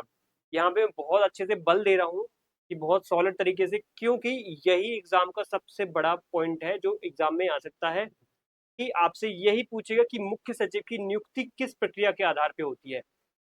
ठीक है, किसी भी राज्य में और खासतौर पर मध्य प्रदेश राज्य में मुख्य सचिव की नियुक्ति किस आधार पर होती है, उसकी प्रक्रिया क्या है, सिलेक्शन का प्रोसेस क्या है, समझो इसको बहुत ध्यान से। सबसे पहले चेक किया जाता है उसकी एलिजिबिलिटी क्या है। ठीक है, तो आपको पता होगा ज्यादातर एलिजिबिलिटी कौन होते हैं, आईएएस ऑफिसर होते हैं, सीनियर मोस्ट जो आईएएस ऑफिसर होते हैं वही चीफ सेक्रेटरी बनाए जाते हैं। यानी कि बेसिक सी एलिजिबिलिटी क्या है, आईएएस ऑफिसर होना चाहिए। ऐसा नहीं है कि कोई एग्जाम हो रहा है वो आप चीफ सेक्रेटरी का एग्जाम देकर के बन जाओगे, या कोई ऐसा चुनाव लड़ना पड़ेगा चीफ सेक्रेटरी बनने के लिए, नहीं। आप ऑलरेडी एक सीनियर मोस्ट आईएएस ऑफिसर होने चाहिए, आपने बहुत सारे क्या है समय अपना व्यतीत किया है। आप देख ही लो 1989 बैच का एक आईएएस ऑफिसर 2024 में जाकर के चीफ सेक्रेटरी बना है। ठीक है, तो कितना सारा समय उन्होंने सेवा में दिया है, कितना सारा, मतलब 30 से 32 साल का, 30 से 32 या 35 साल का समय जब वो ऑलरेडी दे चुके हैं सेवा में, फिर जाकर के वो सचिव क्या है बने हैं। और सबसे बड़ी बात ये भी है खास इनकी कि ये बहुत कम उम्र में बन गए होंगे शायद। ठीक है, तभी इतने ऊपर पद तक पहुंच पाए हैं। आईएएस ऑफिसर बहुत कम उम्र में बन गए होंगे। अब इनके बारे में एक दूसरी बात ये भी है कि मुख्य सचिव जब चयन करते हैं, उसकी चयन की प्रक्रिया होती है, तो पात्रता के साथ साथ दूसरी ये है कि मुख्यमंत्री क्या चाहता है, ये भी चेक किया जाता है कि हमारा राज्य का मुख्यमंत्री क्या चाहता है, वो किसको बनाना चाहता है। तो देखो, सबसे पहली कंडीशन ये होती है कि मैं जिस व्यक्ति को राज्य का मुख्य सचिव बनाना चाहता हूँ, क्या वो आईएएस अधिकारी है, सीनियर मोस्ट है? बिल्कुल है। क्या हमारे मंत्री, हमारे मुख्यमंत्री क्या चाहते हैं? अल्टीमेट इनका चाहना, इनका डिस्क्रिप्शन मैटर करता है मुख्यमंत्री का। तो मुख्यमंत्री जो चाहेगा उसको क्या करेगा, मुख्यमंत्री अपने विवेक पर निर्भर मान करके चयन पूरी तरीके से मुख्यमंत्री ही करता है। ठीक है, मान लो मुख्यमंत्री के नीचे के बहुत सारे अधिकारी कर्मचारी हैं, वो बोल देते हैं सर हमारे राज्य के अभी क्या है वर्तमान में, जैसे ये मान लो सीएम साहब हैं वर्तमान में, उनके नीचे उनके कोई सलाहकार होंगे, मतलब जो बिल्कुल पर्सनल लेवल पे, जो उनके बिल्कुल होते हैं ना किचन कैबिनेट टाइप की जो मंत्रियों की होती है, तो वो बोलेंगे कि सर देखो एक नए हमें अपॉइंट करना है चीफ सेक्रेटरी, तो हम आपको एक लिस्ट दे रहे हैं, और अगर आपको भी कोई मन हो तो आप ऐड कर लो। बाकी हमने ये 5-6 ऐसे नाम सिलेक्ट किए हैं, आप बताओ आपको क्यों किसको सिलेक्ट करना है, ये ए है, ये बी है, सी है, डी है, किसको आपको बनाना है। अब यहाँ पे अल्टीमेट फैसला मुख्यमंत्री लेते हैं, मतलब मैं एग्जाम्पल दे रहा हूँ, यानी कि अंतिम जो यहाँ पे ये बात है कि किसने यहाँ पे चूज की है, ये मुख्यमंत्री ने चयन किया है, इस पे मुख्यमंत्री ने यहाँ पे बताया है कि देखो भाई मैं इस व्यक्ति को पसंद करता हूँ, इस व्यक्ति को बनाओ मुख्य सचिव। फिर मुख्यमंत्री ने जब अपना सिलेक्शन ऐसा कर दिया होता है, तो उसमें एक आधार भी बीच में चेक किया जाता है, क्राइटेरिया रखा जाता है, क्राइटेरिया कि भाई वो वरिष्ठ होना चाहिए, सीनियरिटी होना चाहिए उसका, एक ये कंडीशन है। उसका सेवा रिकॉर्ड भी बहुत अच्छा शानदार होना चाहिए, उसका जो प्रशासनिक क्षमता है, उसकी जो एडमिनिस्ट्रेटिव एबिलिटी है, वो बहुत अच्छा होना चाहिए। जैसे अब देखो सेवा रिकॉर्ड मतलब उसके ऊपर कोई ऐसे चार्जेस ना हो, फालतू के ऐसे क्रिमिनल केसेस भी ना हो, होंगे तो वैसे भी पद पर नहीं रहेगा। लेकिन एक जो होता है ना सेवा रिकॉर्ड, मतलब ये होता है कि जब भी उसको कोई भी जिम्मेदारी सौंपी गई है, तो उसने वो काम कितने दिन में सौंप करके दिखा दिया, उसकी सर्विस कितनी एफिशिएंट तरीके से उसने निभाई है, कितना बेहतरीन तरीके से उसने अपना चीजों को डील किया है। और उसी में एक चीज होती है कैपेबिलिटी, उसकी एबिलिटी कितनी अच्छी है, वो कोई काम, कोई उसको जिम्मेदारी सौंपी जाती है, कोई प्रोजेक्ट दिया जाता है, तो कितनी अच्छी से कर लेता है पूरे। तो वो उसका चेक किया जाता है, ये आधार होता है। और सबसे बड़ी बात है तालमेल, अगर ये नहीं है उसके अंदर, वो अपने जो भी अंडर काम करने वाले अधिकारी कर्मचारी उनके बीच में तालमेल ही नहीं बैठा पाता, तो फिर उसको इस आधार पे बाहर कर दिया जाएगा। यानी कोऑर्डिनेशन वो कितना अच्छे से करता है, समन्वय कितनी अच्छे से करता है। और खासतौर पे जो हमारे देश, हमारे राज्य के अधिकारी कर्मचारियों के अलावा सरकार है, सीएम है, अलग अलग जो मंत्री हैं, उनके बीच में कोऑर्डिनेशन नहीं कर पाता, तो फिर किस मतलब का ये पद हो जाता है। तो इसीलिए जरूरत है कि ये जो व्यक्ति है ये क्या करे, ये इतने सारे आधारों पर खरा उतरे। जब ये खरा उतर जाता है तो फिर आता है कंसल्टेशन की बात। कंसल्टेशन ये ऑप्शनल है, अब आपने एक वर्ड मैंने यहाँ पे लिख दिया ऑप्शनल, मतलब ये मैंडेटरी नहीं है, फिर भी समझ लो क्यों। क्योंकि यहाँ पे एक चीज ये होती है कि जिस व्यक्ति को अगर आप बुला रहे हो, अगर मान लो वो केंद्र सरकार का व्यक्ति केंद्र सरकार के अंतर्गत अभी काम कर रहा है, तो केंद्र सरकार से तो पूछना पड़ेगा ना वहां पे। तो केंद्र सरकार व मंत्रिमंडल से परामर्श किया जाता है, लेकिन आवश्यक नहीं है कि जो उन्होंने बोला है वो आप मानो ही मानो, ऐसा बाइंडिंग जैसा नहीं है कि केंद्र में कोई मंत्री ने बोल दिया नहीं इस व्यक्ति को अपॉइंट मत करना, इसको ही अपॉइंट करो, वहां पे नहीं, ऐसा नहीं है। मुख्यमंत्री की पूरी डिस्क्रिप्शन मैटर करती है। अब जैसे ऐसे में तो फिर मोदी जी बंगाल में किसी, मतलब ममता बनर्जी है मान लीजिए, ममता बनर्जी अब वहाँ पे मुख्यमंत्री हैं, अब वो सेंट्रल गवर्नमेंट को बिल्कुल पसंद नहीं करती है, ठीक है, आप सबको पता है। तो सेंट्रल गवर्नमेंट अगर केंद्र सरकार या सेंट्रल गवर्नमेंट दबाव पूर्वक कि इसी व्यक्ति को चीफ सेक्रेटरी बनाओ, तो ऐसे थोड़ी चलेगा, तालमेल ही नहीं बैठ पाएगा। फिर वो जो चीफ सेक्रेटरी बन के आएगा वो मुख्यमंत्री से तालमेल ही नहीं बैठा पाएगा, उनके बीच में टसल अलग होगा। तो यहाँ पे पूरा का पूरा छोड़ दिया जाता है कि मुख्यमंत्री आप अपनी आजादी से, अपनी ऑटोनॉमी के साथ अपने एक चीफ सेक्रेटरी को क्या है चुन लो, फिर उसकी अपॉइंटमेंट करो। अब देखो चयन की प्रक्रिया पढ़ी है आपने, सबसे महत्वपूर्ण बात ये समझो, चयन चयन मतलब सिलेक्शन, सिलेक्शन मतलब मुझे ये पसंद है लेकिन नियुक्त नहीं हुआ है अभी वो। सिलेक्शन में और नियुक्ति में थोड़ा अंतर होता है। सिलेक्शन में मतलब ये मैंने सिलेक्ट कर लिया है लेकिन अब नियुक्ति होगी उसके बाद, ठीक है। तो केंद्र सरकार का ऑप्शनल रोल है, ठीक है, ये इतना काम करेंगे, लेकिन वरिष्ठता ये सब आधार रखे जाते हैं। चयन पूरी तरीके से मुख्यमंत्री का विवेक पे निर्भर करता है और पात्रता आईएएस ऑफिसर होना चाहिए, सीनियर मोस्ट आईएएस ऑफिसर होना चाहिए, ठीक है। लेकिन लेकिन एक बात और इम्पोर्टेंट ये भी आप याद रखना कि राजनीतिक स्वीकार्यता भी हो, उसकी पॉलिटिकल एक्सेप्टेबिलिटी भी होना चाहिए। राजनीतिक रूप से उसकी स्वीकार्यता मतलब ये होता है कि राजनीतिक गलियारे जो होते हैं ना, उनमें एक धारणा होती है कि जो भी आप व्यक्ति अपॉइंट करो वो ऐसा ना हो कि हमारे बीच में कोऑर्डिनेशन ही ना कर पाए, वो हमारे खिलाफ ही काम ना कर पाए। तो पॉलिटिशियन चाहते हैं ना कि हमारे तरीके का व्यक्ति ही थोड़ा सा हमारे फेवर के व्यक्ति ही क्या है, चीफ सेक्रेटरी जैसे बड़े पद पर, इतना बड़ा पद होता है ये, ठीक है, इस पद पर बैठे। तो ऐसे में कोशिश की जाती है कि राजनीतिक स्वीकार्यता हो। अब आती है नियुक्ति प्रक्रिया। सिलेक्शन हो चुका है किसी व्यक्ति का, मैं अब उसको नियुक्त करने वाला हूँ। तो नियुक्ति के लिए होता है अप्रूवल, और अल्टीमेट अप्रूवल किसके नाम के द्वारा होता है? मुख्यमंत्री द्वारा नाम स्वीकृत किया जाता है। जब जब चयन मुख्यमंत्री कर देता है तो फिर उसका नोटिफिकेशन जारी होता है, और अल्टीमेट नोटिफिकेशन होता है ये। और ये करता कौन है? जीएडी यानी जनरल एडमिनिस्ट्रेटिव डिपार्टमेंट होता है। ये नियुक्ति की अधिसूचना जारी कर देता है कि मुख्यमंत्री साहब ने मतलब करता ये राज्यपाल के नाम से। एक और बात यहाँ पे, राज्यपाल की भूमिका औपचारिक आदेश राज्यपाल के नाम से होता है। आपको मैं बता चुका हूँ कि पिछली क्लास में कि राज्यपाल जो होता है वो कार्यपालिका का प्रमुख होता है। कार्यपालिका के जितने भी काम होते हैं वो किसके नाम से होते हैं? राज्यपाल के नाम से होते हैं। तो ये भी एक कार्यपालिका वाला काम हो रहा है, एक एग्जीक्यूटिव फंक्शन हो रहा है, राज्यपाल के नाम से होगा। लेकिन मुख्यमंत्री नाम पे स्वीकृति देगा तभी राज्यपाल के नाम से वो आदेश कौन जारी करेगा? जनरल एडमिनिस्ट्रेटिव डिपार्टमेंट वो आदेश जारी करेगा जब मुख्यमंत्री ने स्वीकृत कर दिया हो। और ये जो है ना, ये किसी राज्य में फॉलो होता है राज्यपाल के नाम से आदेश वाला, किसी राज्य में नहीं भी फॉलो होता है, ठीक है। ये आप ऑप्शनल मान के पढ़ सकते हो। और ये आप बिल्कुल अच्छे तरीके से एग्जाम्पल देख लो। यहाँ पे मैंने जो फोटो लगाई है ऑफिशियली आदेश है, जब अनुराग जैन को पिछले साल 30 अक्टूबर को अपॉइंट किया गया था as a chief secretary of Madhya Pradesh. Chief secretary of Madhya Pradesh जब उनको अपॉइंट किया गया था तब ये आदेश जारी हुआ था। सबसे बड़ी बात इसमें ये समझना कि मुख्य सचिव की जो नियुक्ति होती है, उस नियुक्ति में आप ये देखो कि वो आदेश किसने जारी किया है, वो आदेश किसका आया है? वो आया है सामान्य मध्य प्रदेश शासन सामान्य प्रशासन विभाग। सबसे बड़ी बात आपसे यही पूछी जा सकती है एग्जाम में कि मध्य प्रदेश में मुख्य सचिव की नियुक्ति में आदेश जारी करने वाला विभाग कौन होता है? तो आप बिल्कुल याद रखो, मध्य प्रदेश का शासन सामान्य प्रशासन विभाग मंत्रालय क्या होता है यहाँ पे, इस भूमिका को निभाता है। उसने क्या इस लेटर में लिखा, इस आदेश में लिखा, भारत सरकार में प्रतिनियुक्ति से लौटने पर श्री अनुराग जैन भारतीय प्रशासनिक सेवा 1989 कैडर के जो हैं उनको अस्थायी रूप से आगामी आदेश तक स्थानापन्न रूप से मुख्य सचिव मध्य प्रदेश शासन नियुक्त किया जाता है। और ये राज्यपाल के नाम से आदेशानुसार है, और मध्य प्रदेश के राज्यपाल के नाम से आदेश आया है। और उसमें अल्टीमेट जो सिग्नेचर हुए हैं वो एम सेल्वेंद्रन के हुए हैं, जो कि कौन है? सचिव हैं किस विभाग के? कार्मिक मध्य प्रदेश शासन प्रशासन सामान्य प्रशासन विभाग। तो आपने एक चीज समझ ली, मध्य प्रदेश का जो कार्मिक विभाग है यानी department of personal personal department of personal या कार्मिक प्रशासन विभाग है, इसका काम ये होता है कि राज्य में जो भी बड़े बड़े आईएएस ऑफिसर लेवल के अधिकारी कर्मचारी उनकी नियुक्ति के लिए ये डील करता है उनसे, ठीक है। और बहुत सारे जो पर्सनल जो कार्मिक लोगों की नियुक्ति है, भर्ती है, उनकी ट्रेनिंग है, प्रशिक्षण है, उन सब की जिम्मेदारी इसी कार्मिक प्रशासन विभाग के पास होती है, ठीक है।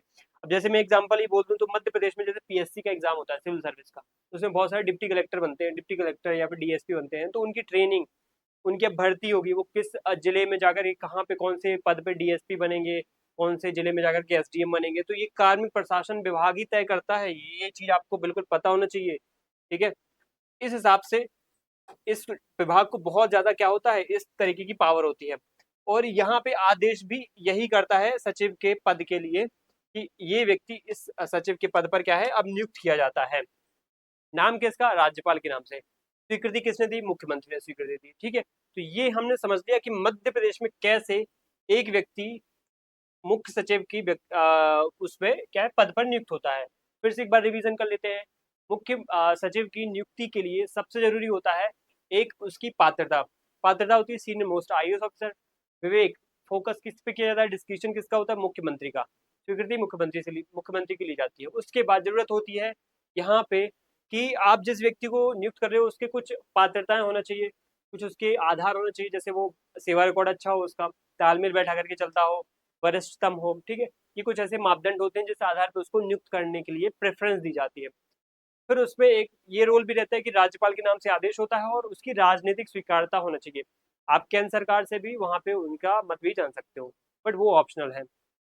अब नियुक्ति की बात करें तो नियुक्ति मुख्य रूप से करता है सामान्य प्रशासन विभाग के आदेश। आदेश पे नाम किसके नाम से, राज्यपाल के नाम से, और स्वीकृति किसकी, फाइनल स्वीकृति किसकी, मुख्यमंत्री द्वारा होनी ही चाहिए। ये अल्टीमेट है, ये है मैंडेटरी। यही मुख्यमंत्री क्या होता है, उस राज्य का बॉस तो मुख्यमंत्री है। देखो, तो बॉस ही फैसला करेगा ना कि देखो मेरे राज्य में कौन सा चीफ सेक्रेटरी बनना चाहिए, ठीक है। अब ये जब ऐसे नियुक्त हो जाते, जब इनको देखो, ये डेट आप याद रखो, इनको 30 सितंबर को ये आदेश जारी हुआ था और 1 अक्टूबर को, ठीक है, 1 अक्टूबर को इनको क्या है, पद पदभार ग्रहण ये कर लेते हैं ना, ये अपना ऑफिस वो है ज्वाइन कर लेते हैं। तो ये उस दिन की फोटो है। ये किस दिन इन्होंने ऑफिस ग्रहण किया था अपना पद, 2024 में अक्टूबर महीने में। और ये कब तक रहने वाले हैं, अगस्त 2025 तक ही इस पद पर रहने वाले हैं। फिर उसके बाद ये पद से क्या है, अस्थायी रूप से अपने इस पे पढ़ा भी होगा, अस्थायी रूप से आगामी आदेश तक। तो इनकी अभी जो नियुक्ति हो रही है वो अगस्त 2025 तक भी 25 तक हो रही है। तो आप बोलोगे कि फिर ऐसे तो इनको फिर हटा दिया जाएगा क्या, नहीं, सेवा विस्तार भी हो जाता है, ठीक है, आपको पता होना चाहिए। सर्विस एक्सटेंशन दे दिया जाता है। अलग अलग जो चीफ सेक्रेटरी के अधिकारी कर्मचारी होते हैं उनको सर्विस, ज्यादातर सेक्रेटरी लेवल के अधिकारियों को सर्विस एक्सटेंशन दे दिया जाता है। अब इसमें एक बात ये आप पढ़ना कि निष्कर्ष में हम ये कह सकते हैं ओवरऑल कि जो सर ये आए हैं, अनुराग जैन, श्री अनुराग जैन आए हैं, इनकी नियुक्ति तो देखो ये मुझे क्लियर हो गई, अंतिम रूप से मुख्यमंत्री ने की है। और मुख्यमंत्री के अनुमोदन अप्रूवल की यहाँ पे सबसे बड़ी रिक्वायरमेंट थी। और जनरल एडमिनिस्ट्रेटिव डिपार्टमेंट का आधिकारिक सूचना की यहाँ पे बहुत जरूरत थी। और राज्यपाल की एक औपचारिक भूमिका की बहुत जरूरत थी। और अल्टीमेट वास्तविक निर्णयकर्ता मुख्यमंत्री था। तो ये आपने क्लियर कर दिया, सीधी सी बात है कि बहुत सारी यहाँ पे चीजें तो इन्वॉल्व है, लेकिन अल्टीमेट व्यक्ति यहाँ पे मुख्यमंत्री ही होता है, ठीक है। इसलिए यही गुलदस्ता लेके पहुंच गए सबसे पहले। अब जरूरत है हमें इस बात की जानने की कि मध्य प्रदेश में, ये भी एग्जाम में आने वाले क्वेश्चन हैं कि मध्य प्रदेश में कौन कौन से सचिव बन चुके हैं, इनमें से कौन सा मध्य प्रदेश का मुख्य सचिव नहीं रहा है। 3 सही दे देंगे, एक गलत दे देंगे, या फिर उनमें 3 गलत दे देंगे, एक सही दे देंगे। क्वेश्चन पूछेंगे कि कौन सा मध्य प्रदेश का मुख्य सचिव रहा है, कौन सा 5वें नंबर का मुख्य सचिव रहा है, कौन सा 10वें नंबर का मुख्य सचिव रहा है। थोड़ा सा रैंक पे फोकस करना, मतलब उनकी सॉरी कार्यकाल पे फोकस करना, क्रमांक पे फोकस करना, और उनका जो विशेष है वो फोकस करना, ठीक है। जैसे दूसरे राष्ट्रपति शासन के दौरान मुख्य सचिव कौन थे, सबसे लंबा कार्यकाल वाले सचिव मुख्य सचिव कौन थे, सबसे छोटे कार्यकाल वाले मुख्य सचिव कौन थे, तो वो समझते हैं। फटाफट इसको देखते हैं। मध्य प्रदेश के जो पूर्व में मुख्य सचिव नियुक्त हो चुके हैं उनकी एक लिस्ट दे रखी है, डील करते हैं कौन कौन से रह चुके हैं। मध्य प्रदेश का निर्माण आपको पता है 1 नवंबर 1956 को हुआ था। तो तब से हमारी ये कहानी शुरुआत होती है उसकी। तो मुख्य सचिव पहले थे, वो थे एच एस कामत, जो 1 नवंबर 1956 को नियुक्त हुए थे। और बहुत लंबे समय तक, कब तक, 1963 तक, आप देख रहे हो, मतलब 7 साल तक, लगभग 7 साल तक ये मध्य प्रदेश की मुख्य सचिव रहे। और देखा जाए तो यही सबसे लंबा कार्यकाल है मध्य प्रदेश के मुख्य सचिव का, जो अभी तक सबसे लंबे कार्यकाल तक मध्य प्रदेश के चीफ सेक्रेटरी रहे हैं, ठीक है। कितना टाइम इनका रहा है, लगभग 7 साल 23 दिन तक, ठीक है, जो 56 से 63 तक रहे हैं, ठीक है। 56 से 63 तक रहे हैं, मध्य प्रदेश के पहले मुख्य सचिव भी थे एच एस कामत, तो सबसे लंबे कार्यकाल वाले सचिव भी थे, लंबे समय काल वाले सचिव भी थे, ठीक है। मैं पिछली क्लास में भी एक चीज आपको क्लियर कर चुका कि सबसे ज्यादा पुनरावृत्ति या फिर आ, एक होता है ना सबसे अधिक कार्यकाल मतलब वो उनकी टेन्योर की बात नहीं हो रही यहाँ पे, कितनी बार बने हैं। जैसे एक बार बन चुके हैं 1 साल के लिए, एक बार बन चुके हैं 1 साल के लिए, फिर एक बार और बन चुके हैं, यानी कि 3 बार बने हैं, बट एक एक साल के लिए बने हैं। तो टेन्योर यहाँ पे अगर पूछा जाएगा कि ओवरऑल इनका समय काल कितना था, 3 ही साल था, लेकिन इनकी कार्यकाल की जो वो है संख्या है, उस मामले में 3 बार बन चुके हैं, तो वो अलग होता है। और अगर समय काल पूछे तो वो अलग होता है। तो एच एस कामत किस बेसिस पर हम इनको याद रख रहे हैं? On the basis of 7 years and 23 days, लंबा कार्यकाल। सबसे लॉन्गेस्ट इनका क्या था? टेन्योर था, आरपी नरोना। ठीक है, आरपी नरोना को आप याद रखोगे तो 1963 से 68 तक रहे हैं। ठीक है ये। और दूसरी बात इनकी सबसे महत्वपूर्ण ये है कि 2 बार मध्य प्रदेश के क्या बन चुके हैं? मध्य प्रदेश के 2 बार मुख्य सचिव बन चुके हैं। टेन्यूर उतना लंबा नहीं था जितना एच.एस. कामत का था, बट आरपी नरोन्ना मध्य प्रदेश के 2 बार मुख्य सचिव बन चुके हैं, एक बार दूसरे नंबर पे, एक बार 5वें नंबर पे। ये इधर 5वें नंबर पे भी आप आरपी नरोन्ना का नाम देख सकते हो, यहाँ दूसरे नंबर पे भी है। तो मध्य प्रदेश के अभी तक सिर्फ एक ही व्यक्ति जो है आरपी नरोन्ना 2 बार मध्य प्रदेश के मुख्य सचिव बने हैं, जो कि 63 से 68 तक थे और 72 से 74 तक थे। अब तीसरे नंबर पे एमपी श्रीवास्तव की बात करें तो 68 से 69 तक थे ये। ठीक है, इनके बारे में कुछ खास नहीं है। आरपी नायक की बात करें तो 69 से 72 तक थे। ठीक है। अच्छा, ये यहाँ पे गलत हो चुका है, इसको यहाँ से हटा करके इसमें लिखना है। ठीक है, आरपी नरोन्ना जिनका फुल फॉर्म है आरसीपीवी, मतलब उनका पूरा नाम जो है ना आरसीपीवी, शॉर्ट में मतलब उनको आरसीपीवी कहते हैं, वहाँ पे आरपी लिखा हुआ है तो आरसीपीवी वो कर लेना आप। ठीक है, तो आप ये चीज समझ गए कि जो आरपी लिखा है ना ये थोड़ा सा यहाँ पे आरसीपीवी होना चाहिए, यहाँ पे भी आरसीपीवी। तो आरसीपीवी का फुल फॉर्म भी आप याद रखो, ये भी पूछा जा सकता है। ये एक व्यक्ति का नाम है, मतलब लंबा सा नाम है, तो पूछ सकते हैं, क्यों नहीं पूछ सकते हैं, क्योंकि एक सीधा डेडिकेटेड टॉपिक ही है। तो रोनाल्ड कार्लटन विवियन पिडाडे नरोन्ना। ठीक है, तो ये इनका फुल फॉर्म है नाम का, ये आप याद रख सकते हो, पूछा जा सकता है। और मध्य प्रदेश की जो प्रशासनिक प्रशिक्षण जो अकादमी है, प्रशासनिक जो अधिकारियों की प्रशिक्षण अकादमी, एमपीपीएससी सिलेक्टेड ऑफिसर्स जो होते हैं उनकी जो प्रशिक्षण दिया जाता है, उनको भी आरसीपीवी नरोन्ना एकेडमी में ही दिया जाता है, जो भोपाल में अवस्थित है। उसके बाद ये एमएस चौधरी। ठीक है, ये 74 से 75 तक रहते हैं, 1 साल तक। एससी वर्मा ये 75 से 70 तक रहते हैं। एससी वर्मा की बात ये है, एससी वर्मा, ठीक है, एससी वर्मा की खास बात ये है कि ये ऐसे मुख्य सचिव थे जब राष्ट्रपति शासन लगता है मध्य प्रदेश में। और मध्य प्रदेश में राष्ट्रपति शासन आपको पता है 30 अप्रैल 1970 से 23 जून 1970 तक लगता है। यानी कि इनके कार्यकाल के दौरान क्या है, मध्य प्रदेश में राष्ट्रपति शासन देखा जाता है। ओके, और फिर उसके बाद है के एल पसरीचा, ये भी 77 से लेकर के 80 तक रहे। इनके टाइम पे दूसरा राष्ट्रपति शासन देखा गया था, कि यानी एससी वर्मा के टाइम पे पहला प्रेसिडेंट रूल, के एल पसरीचा के टाइम पे दूसरा प्रेसिडेंट रूल। फिर बीके दुबे आते हैं, बीके दुबे इनके टाइम पे भी दूसरा राष्ट्रपति शासन का कुछ टाइम देखा जाता है, ज्यादा नहीं था। यानी कि जो दूसरा राष्ट्रपति शासन था उस टाइम पे दो क्या है चीफ सेक्रेटरी थे, के एल पसरीचा और बीके दुबे। फिर उसके बाद जी जगपति आते हैं। ठीक है, ये 80 से 82 तक रहते हैं।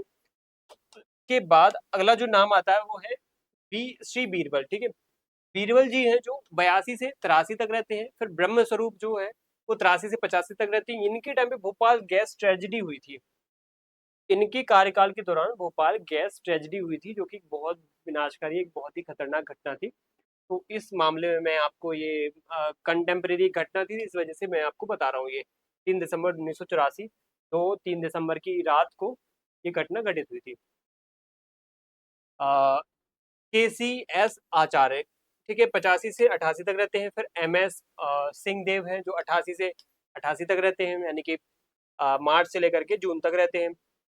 आर एन चोपड़ा ये जुलाई 1988 से सितंबर 1989 तक रहते हैं। आर एस खन्ना ये 89 से 90 तक रहते हैं। आर पी कपूर 90 से 91 तक। फिर निर्मला बुच, ठीक है, इनकी बात याद रखना। निर्मला बुच मध्य प्रदेश की पहली महिला क्या थी, मुख्य सचिव थी। और दूसरी बात इनके बारे में ये है कि मध्य प्रदेश की पहली ऐसी पहली महिला मुख्य सचिव थी जिनके टाइम पे, मतलब ये एक प्रकार से अपने यहाँ पे उपलब्धि तो है ही, पहली महिला मुख्य सचिव क्या है इस पद पर पहुंची है। दूसरी बात है कि इनके टाइम पे ही तीसरा राष्ट्रपति शासन भी लग जाता है। ठीक है, तीसरा राष्ट्रपति शासन लग जाता है। और राष्ट्रपति शासन में आपको एक चीज पता होगी कि ज्यादातर जो जिम्मेदारी होती है वो सरकार, राज्य की जो सरकार होती है उसके पास ना रह करके राज्य के गवर्नर के पास आ जाती है। और गवर्नर और फिर उस राज्य का जो मुख्य सचिव है वो मिल करके फिर क्या करते हैं, चीजों को हैंडल करते हैं, उस राज्य में जो व्यवस्था है, शासन व्यवस्था, उसको संचालित करते हैं। तो रोल तो बढ़ जाता है। फिर एन एस सेठी 93 से 95 तक, इनके टाइम पे भी तीसरा राष्ट्रपति शासन देखा जाता है, मतलब तीसरा राष्ट्रपति शासन 92 से 93 तक रहता है। तो इस वजह से इनका भी टाइम, मतलब कह सकते हैं, हम काउंट कर सकते हैं, इनके टाइम पे भी था। एस सी बिहार, ठीक है, इतना इंपॉर्टेंट नहीं इनके बारे में। फिर KS शर्मा अगर देखा जाए 97 से 2001, छत्तीसगढ़ राज्य का क्या है यहाँ पे फॉर्मेशन हुआ था इनके टाइम पे, ये आप ऐड कर लो KS शर्मा का। और PK मल्होत्रा ये 2001 से 2002 तक देखे जाते हैं। अगला जो नाम आता है यहाँ पे, अगले जो मुख्य सचिव हैं वो है AV सिंह 2002 से 2004 तक, BK शाह 2004 से 2004 तक ही रहते हैं, विजय सिंह 2004 से 6 तक, RC साहनी 2006 से 2010 तक, अवनी वैश्य 2010 से 2012 तक। मैं एक और बात यहाँ पे थोड़ा बता देता हूँ कि जो भी नाम आप पढ़ रहे हो इनके वो दिमाग में होने चाहिए यार। ये हाँ अवनी वैश्य, ये यहाँ पे चोपड़ा करके भी, ठीक है। फिर यहाँ पे पिछली जो हमने क्लास उसमें पढ़ा है, फिर वहाँ पे AV सिंह करके, विजय सिंह करके भी, ठीक है, मल्होत्रा करके भी, ठीक है, और आचार्य करके, मतलब चोपड़ा, आचार्य, खन्ना कपूर, मतलब निर्मला बोच। तो ये सब जो नाम है ये ऐसे कोई कोई ऑफिसर क्या है मुख्य सचिव के पद पर रहे हैं, इनके अलावा कोई और आए तो थोड़ा सा यहाँ पे समझने की कोशिश करना। वैसे तो बहुत डील करना बहुत मुश्किल है, लेकिन फिर भी कोशिश करना, मतलब 3-4 बार आप इसको पढ़ लोगे तो अपने आप याद हो जाएगा। एंटनी JC, और खासतौर पर जिनका कोई स्पेसिफिक यहाँ पे योगदान है वो थोड़ा सा आप पढ़ ही लेना। एंटनी JC डिसा डिसूजा, ठीक है, यहाँ पे डिसा ही है, ठीक है, 2013 से 2016 तक। वसंत प्रताप सिंह, VP सिंह की खास बात यहाँ पे लिखना मैं भूल गया, 2016 से 2018 तक था इनका कार्यकाल। और VP सिंह जो है वो एक ऐसे व्यक्ति हैं जो वर्तमान में मध्य प्रदेश का जो इलेक्शन कमीशन है, मध्य प्रदेश इलेक्शन कमीशन, मध्य प्रदेश निर्वाचन आयोग, उसके क्या है अभी आयुक्त है, मतलब आयुक्त के पद पर भी रह चुके हैं बाद में, ठीक है। तो ये बड़ी बात है वसंत प्रताप सिंह के लिए। तो अभी वर्तमान में मध्य प्रदेश के इलेक्शन कमिश्नर कौन है, मध्य प्रदेश के चुनाव आयुक्त कौन है, वसंत प्रताप सिंह, VP सिंह है। वो पहले कौन रह चुके हैं, मध्य प्रदेश के मुख्य सचिव रह चुके हैं। सुधीर रंजन मोहंती, फिर उसके बाद आते हैं 19 से 2020 तक। M गोपाल रेड्डी 20 से लेकर के 2020 तक, ठीक है, मतलब मार्च मार्च मतलब एक प्रकार से देखो, मतलब 16 तारीख मार्च को बने और पद कब खाली कर दिया उन्होंने, 24 मार्च को खाली कर दिया। मतलब कितना छोटा पद गोपाल रेड्डी का, मतलब छोटा कार्यकाल 8 दिन का। तो आपसे ये भी चीज पूछी जा सकती है कि सबसे छोटा कार्यकाल किस मुख्य सचिव का रहा है, तो 8 दिन का रहा है, वो है गोपाल रेड्डी का। मध्य प्रदेश के सबसे छोटे या सबसे शॉर्टेस्ट टेन्योर वाले मुख्य सचिव कौन है, M गोपाल रेड्डी। और इनका जो टाइम पीरियड था वो कमलनाथ सरकार के टाइम पे देखा गया था। इस वजह से क्यों, मतलब इनका 8 दिन का रहता है, आपको पता है कि 24 तारीख 25 तारीख के आसपास सरकार गिर जाती है, ठीक है, सरकार अपना बहुमत खो देती है, विश्वास प्रस्ताव, अविश्वास प्रस्ताव में क्या है फेल हो जाती है। इस वजह से इनकी सरकार गिर जाती है, तो दूसरी जो सरकार आती है उनको क्या है यहाँ पे स्थानांतरित कर देती है दूसरे विभाग में, और किसी और को बना देती है। वो थे इकबाल सिंह बैंस, 2020 से 2023 तक रहते हैं। कोविड-19 के टाइम पे इनको बहुत बड़ा योगदान रहता है, ठीक है, इकबाल सिंह बैंस जो कि शिवराज सरकार के टाइम पे बन गए थे। श्रीमती बीरा राणा, ठीक है, दूसरी महिला IAS ऑफिसर जो मुख्य सचिव रही हैं, 2023 से लेकर 2024 तक रही हैं। और वर्तमान में अभी अनुराग जैन, ठीक है, 2024 जो 1 अक्टूबर से लेकर के बने हैं, वो अभी वर्तमान में है। और PMO केंद्रीय मंत्रालय में भी सचिव रहे हैं। प्रधानमंत्री उत्कृष्टता पुरस्कार 2023 और PM गति शक्ति योजना में भी इनका बहुत बड़ा योगदान रहा है। इस वजह से अनुराग जैन मतलब बहुत वर्सेटाइल व्यक्ति है जो अलग अलग सेक्टर्स में काम कर चुके हैं। इस वजह से उनका जो है कार्यकाल अभी वर्तमान में देखा जा रहा है। और ये कुछ लिस्ट है जो आप एक दो बार और देखना से आपको क्लियर हो जाएगा कि हाँ ये मुख्य सचिव रहे हैं। अब एक बात आप थोड़ा सा क्लियर ये रखना, किसी भी राज्य में जब मुख्य सचिव नियुक्त हो जाता है, ठीक है, तो उस राज्य में मुख्य सचिव नियुक्त हो, चयन हो गया, नियुक्ति हो गई। अब ये थोड़ा सा कंफ्यूजन रहती है कि वो कब तक रहेगा, उसका कार्यकाल कब तक का है, ठीक है।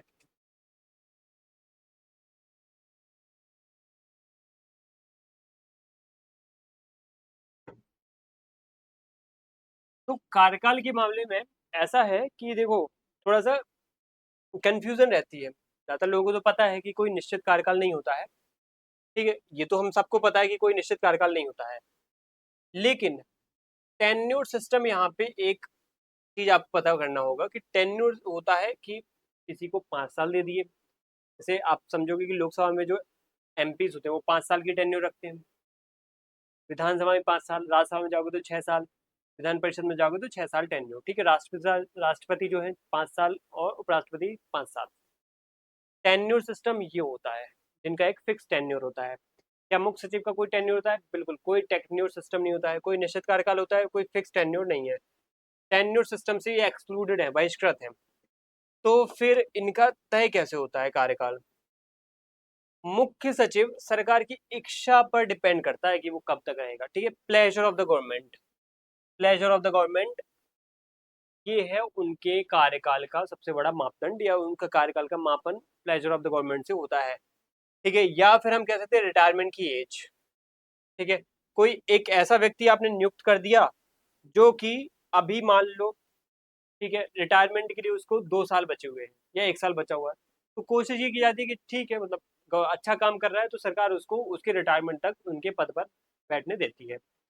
कुछ लोगों को लगता है नहीं, अब हमें दूसरा बनाना चाहिए, तो वो बीच से भी क्या कर सकते हैं, स्थानापन्न कर सकते हैं, स्थानांतरित कर सकते हैं, और वापस से यहाँ पे किसी दूसरे व्यक्ति को प्रतिनियुक्ति के माध्यम से यहाँ पे सरकार बुला लेती है सेंट्रल में, या फिर किसी दूसरे व्यक्ति को भी यहाँ पे नियुक्त कर सकते हैं वो, ठीक है, चयन कर सकते हैं, नियुक्त कर सकते हैं। तो पूरा का पूरा एक जिम्मेवारी सरकार के ऊपर होती है। सरकार की यहाँ पे इच्छा होती है, प्लेजर ऑफ द गवर्नमेंट की इच्छा होती है कि वो किसको नियुक्त करना चाहते हैं। और सबसे बड़ी बात आपको पता है कि गवर्नमेंट क्या होती है। गवर्नमेंट मतलब किसी भी राज्य की गवर्नमेंट को हम बोलते हैं वहाँ के राज्य की मंत्रिपरिषद, और जिसका लीडर होता है, जिसका हेड होता है सीएम।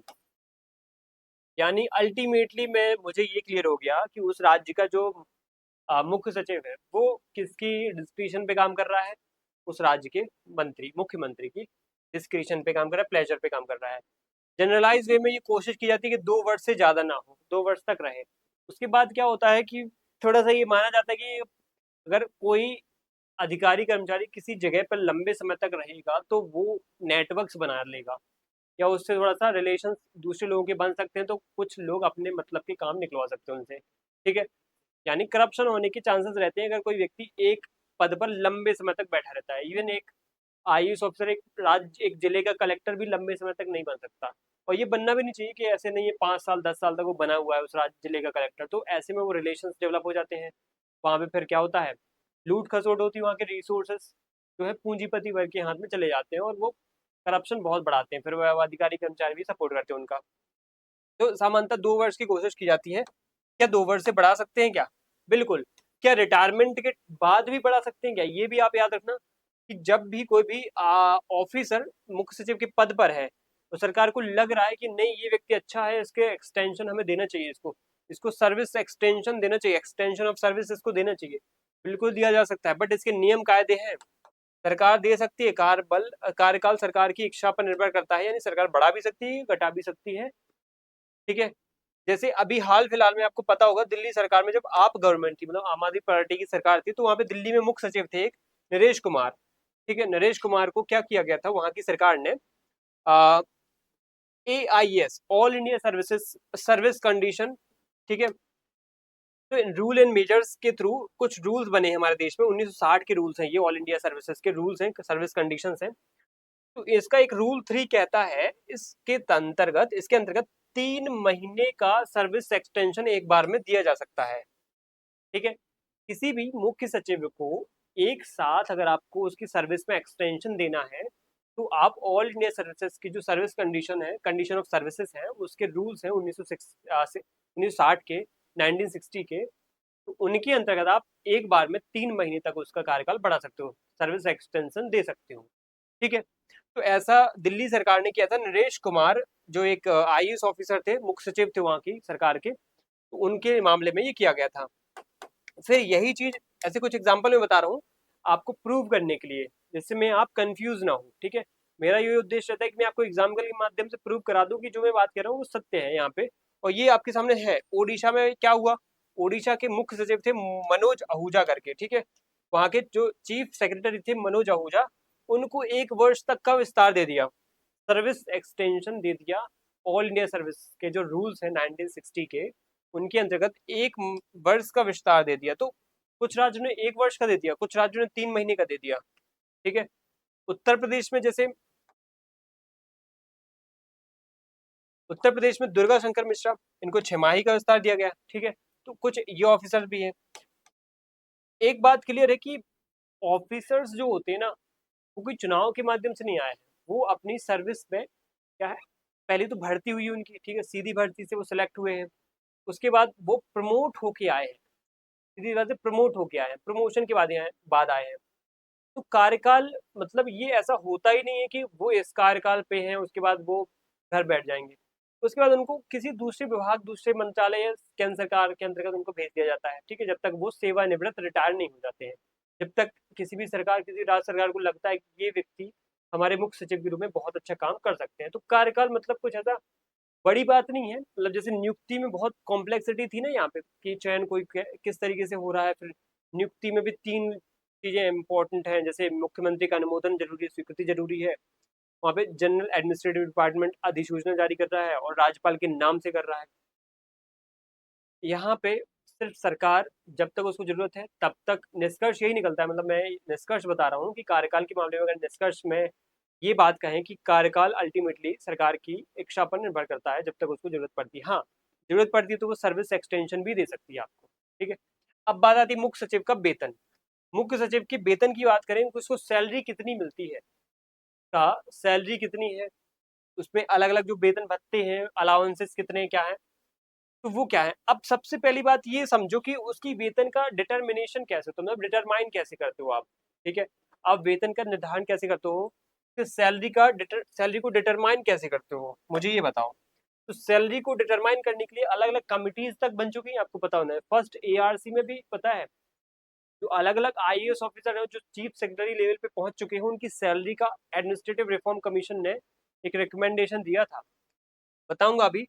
तो देखो उसके लिए भारत सरकार ने क्या किया था, 1967 के आसपास एआरसी तो गठित किया गया था। उसके बाद एक 2016 में एक रूल बनाया था, इस रूल को समझो, इसको बोलते हैं ऑल इंडिया सर्विसेज या फिर आईएएस का।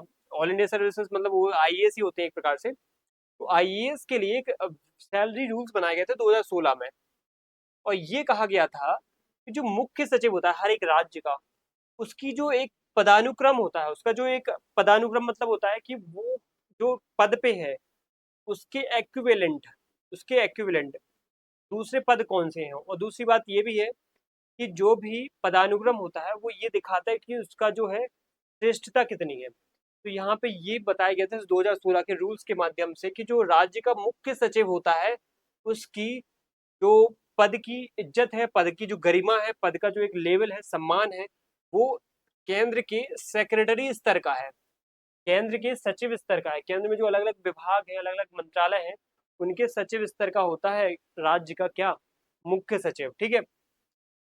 तो यानी कि फिर सैलरी भी इसी के बराबर होना चाहिए, सीधी सी बात है। तुम जब उसके बराबर उसको रैंक दे रहे हो कि तुम्हारी रैंक केंद्र के सचिव स्तर की है, तो तुम्हें सैलरी भी उसी रैंक की मिलनी चाहिए, सीधी सी बात है। इसी के आधार पे आपको पता होना चाहिए सैलरी इनकी डिसाइड होती है। उसके अलावा एक और चीज आप याद रखना, फर्स्ट एआरसी मोरारजी देसाई इसके अध्यक्ष थे। एडमिनिस्ट्रेटिव रिफॉर्म, ठीक है, एडमिनिस्ट्रेटिव रिफॉर्म कमीशन है ये, पहला प्रशासनिक सुधार आयोग जो कि 1973 में अपनी अनुशंसा देता है। इसमें भी यही कहा गया था कि मुख्य सचिव का जो पद है भारत के सचिव के समान क्या है ये, इसके पास पदक्रम है, प्रेसिडेंस है। ये प्रेसिडेंस वर्ड में भूल रहा था, एग्जैक्ट वर्ड ये प्रेसिडेंस याद रखना, order of precedence. Order of precedence मतलब होता है कि देश में सबसे, ऑर्डर ऑफ प्रेसिडेंस में देश में सबसे सुप्रीम कौन होता है, राष्ट्रपति होता है, फिर उसके नीचे उपराष्ट्रपति होता है। तो वही ऑर्डर ऑफ प्रेसिडेंस अगर मैं मुख्य सचिव की बात करूं तो उसका ऑर्डर ऑफ प्रेसिडेंस भारत के सचिव के बराबर होगा। Order of president of the state chief secretary is equivalent with central government governmental या फिर मिनिस्टीरियल सेक्रेटरी, ठीक है। तो किसके इक्विवेलेंट है, मिनिस्टीरियल सेक्रेटरी के बराबर है। ये बड़ी बात है, उसके लिए एक बड़ी बात ये हो जाती है कि उसको फिर थोड़ा सा आज़ादी मिल जाती है, ऑटोनॉमी मिल जाती है, और सैलरी वगैरह के मामले में थोड़ा सा उसके पास श्योरिटी आ जाती है। तो इस आधार पे फिर उसकी 7वें वेतनमान, 7th पे कमीशन के आधार पे उसकी जो सैलरी डिसाइड की गई है, बहुत सारे सिस्टमेटिक ढंग से सैलरी डिसाइड की गई है। अच्छा एक बात और इसमें ऐड ये कर लूँ कि फिर दी कहाँ से जाती है सैलरी, वो दी जाती है राज्य की समेकित निधि, जिसको हम बोलते हैं स्टेट कंसोलिडेटेड फंड। अब एक बात आप ध्यान में बिल्कुल रखो कि पद की जो ऑर्डर ऑफ प्रेसिडेंस है वो केंद्र ने जरूर आपको बता दिया कि सचिव स्तर का अधिकारी है, यानी उसकी सैलरी सचिव स्तर की होनी चाहिए। राज्य के मुख्य सचिव की सैलरी केंद्र के सचिव स्तर के अधिकारी के बराबर होनी चाहिए, ये केंद्र ने डिसाइड किया। लेकिन इसको दिया कहाँ से जाएगा, सैलरी राज्य से दिया जाएगा। राज्य की सरकार का जो एक राजकोष है, कंसोलिडेटेड फंड ऑफ स्टेट है, ये मध्य प्रदेश का जो संचित निधि है, उससे दिया जाएगा अनुराग जैन की सैलरी, ठीक है, उससे अनुराग जैन को सैलरी दी जाएगी। मतलब ये राज्य की एक जिम्मेदारी होती है ना, क्योंकि वो राज्य काम कर रहा है तो राज्य यहाँ पे पे करेगा उसको। और सबसे बड़ी बात ये है कि यहाँ पे अनुच्छेद में भी उल्लेख कर रखा है, अनुच्छेद में 266(1) में उल्लेख कर रखा है कि राज्य की एक संचित निधि होगी, जिसमें राज्य के जो बड़े बड़े प्रशासनिक अधिकारी हैं उनकी क्या है, उनका जो चार्ज एक्सपेंडिचर है वो है क्या, यहाँ से तय किया जाएगा या फिर दिया जाएगा। और लास्ट में यहाँ पे सबसे महत्वपूर्ण बात अल्टीमेटली है कितनी सैलरी है तो बता दो, है ना। उसी पे आ गए हैं कि अल्टीमेटली उसके डीए टीए वगैरह मिला करके, एचआरए वगैरह मिला करके उसकी जो सैलरी होती है वो होती है 2.5 लाख पर मंथ। ठीक है, 2,50,000 मध्य प्रदेश के मुख्य सचिव की सैलरी होती है। ठीक है, ये मध्य प्रदेश में मुख्य सचिव की संरचना थी, जो कि हमने पढ़ लिया है कि उसका अलग अलग अल्टरनेट नेम क्या है, भूमिका क्या है, और उसमें अलग अलग कॉन्टेक्स्ट में जो उसके काम होते हैं वो हमने देख लिए थे यहाँ पे। फिर उसके हमने जो वर्तमान में मुख्य सचिव है वो कौन है वो देखे हमने। फिर उसके बाद हमने उसकी नियुक्ति चयन वगैरह भी देखा। अभी हमने ये जो अलग अलग सचिव हैं उनकी सैलरी वगैरह भी देखी। अब सबसे लास्ट वाला जो काम है हमारा वो है मध्य प्रदेश में जो मुख्य सचिव है उसका कार्य क्या है, उसकी पद की भूमिका क्या है, role of position and functions क्या क्या है उसके। ठीक है, तो ये हमारा टॉपिक है कि भूमिका क्या निर्वाह करता है, भूमिका कौन सी भूमिका का निर्वहन करता है वो। देखो बहुत सारे काम होते हैं, काम तो आपको देखो वैसे भी पता है कि सचिव के काम बहुत सारे होते हैं, लेकिन हम उन कामों को एग्जाम्पल के माध्यम से समझते हैं। ठीक है, कौन कौन से ऐसे काम किए हैं, जैसे मैं अगर बोलूँ कि राज्य सचिवालय का प्रधान है ये, आप कैसे मानोगे, मैं नहीं मानता, कैसे प्रधान है, एग्जाम्पल तो दो। Ex officio head of the state secretariat. ठीक है, कैसे है, देखो क्या हुआ था, एक घटना हुई थी घटित 2024 की 3 अक्टूबर को। ठीक है, वल्लभ भवन में पदभार ग्रहण करने के बाद जो अनुराग जैन थे उन्होंने सचिवालय में क्या किया था, ई ऑफिस सिस्टम को अनुकूलन शुरू करवाया। ई ऑफिस सिस्टम होना चाहिए, जैसे पारंपरिक कागजी जो फाइलिंग थी उसको खत्म करके फिर ई फाइलिंग डिजिटल ट्रैकिंग होने लगी। और आवागमन जो है ना फाइलों का, उनको एक जगह से दूसरी जगह भेजना है, ट्रांसफर करना है, सेंड करना है, रिसीव करना है, वो बहुत तेजी से होने लगा, ऑनलाइन हो गया जाता है। और 40% स्पीड आ गई, मतलब वृद्धि हो गई आवागमन में जो बहुत स्लो थी। तो क्लियर ये दिखाता है कि देखो उस राज्य के सचिवालय या उस ऑफिस में स्लो काम हो रहा है तो उसके बॉस को पसंद नहीं आया। तो उस बॉस ने बोला कि फटाफट काम होना चाहिए, तो उसने अपनी प्रधानता को यहाँ पे शो करा है, प्रकार से उसने उसका पूरा कल्चर, उसका पूरा का पूरा सिस्टम ही चेंज कर दिया कि फटाफट करो इस चीज को। तो ये दिखता है कि वो पूरी की पूरी ऑफिस के ढांचे को चेंज करना चाहता है। अब दूसरा काम, हम अगर दूसरी भूमिका की बात करें तो मध्य प्रदेश में जो मुख्यमंत्री हैं उनके प्रधान सलाहकार के रूप में काम करता है, principal adviser to the chief minister. जैसे मैं एग्जांपल देता हूँ यहाँ पे कि 2025 में अभी हाल फिलहाल में फरवरी महीने में एक भोपाल में ग्लोबल इन्वेस्टर समिट हुआ है। ठीक है,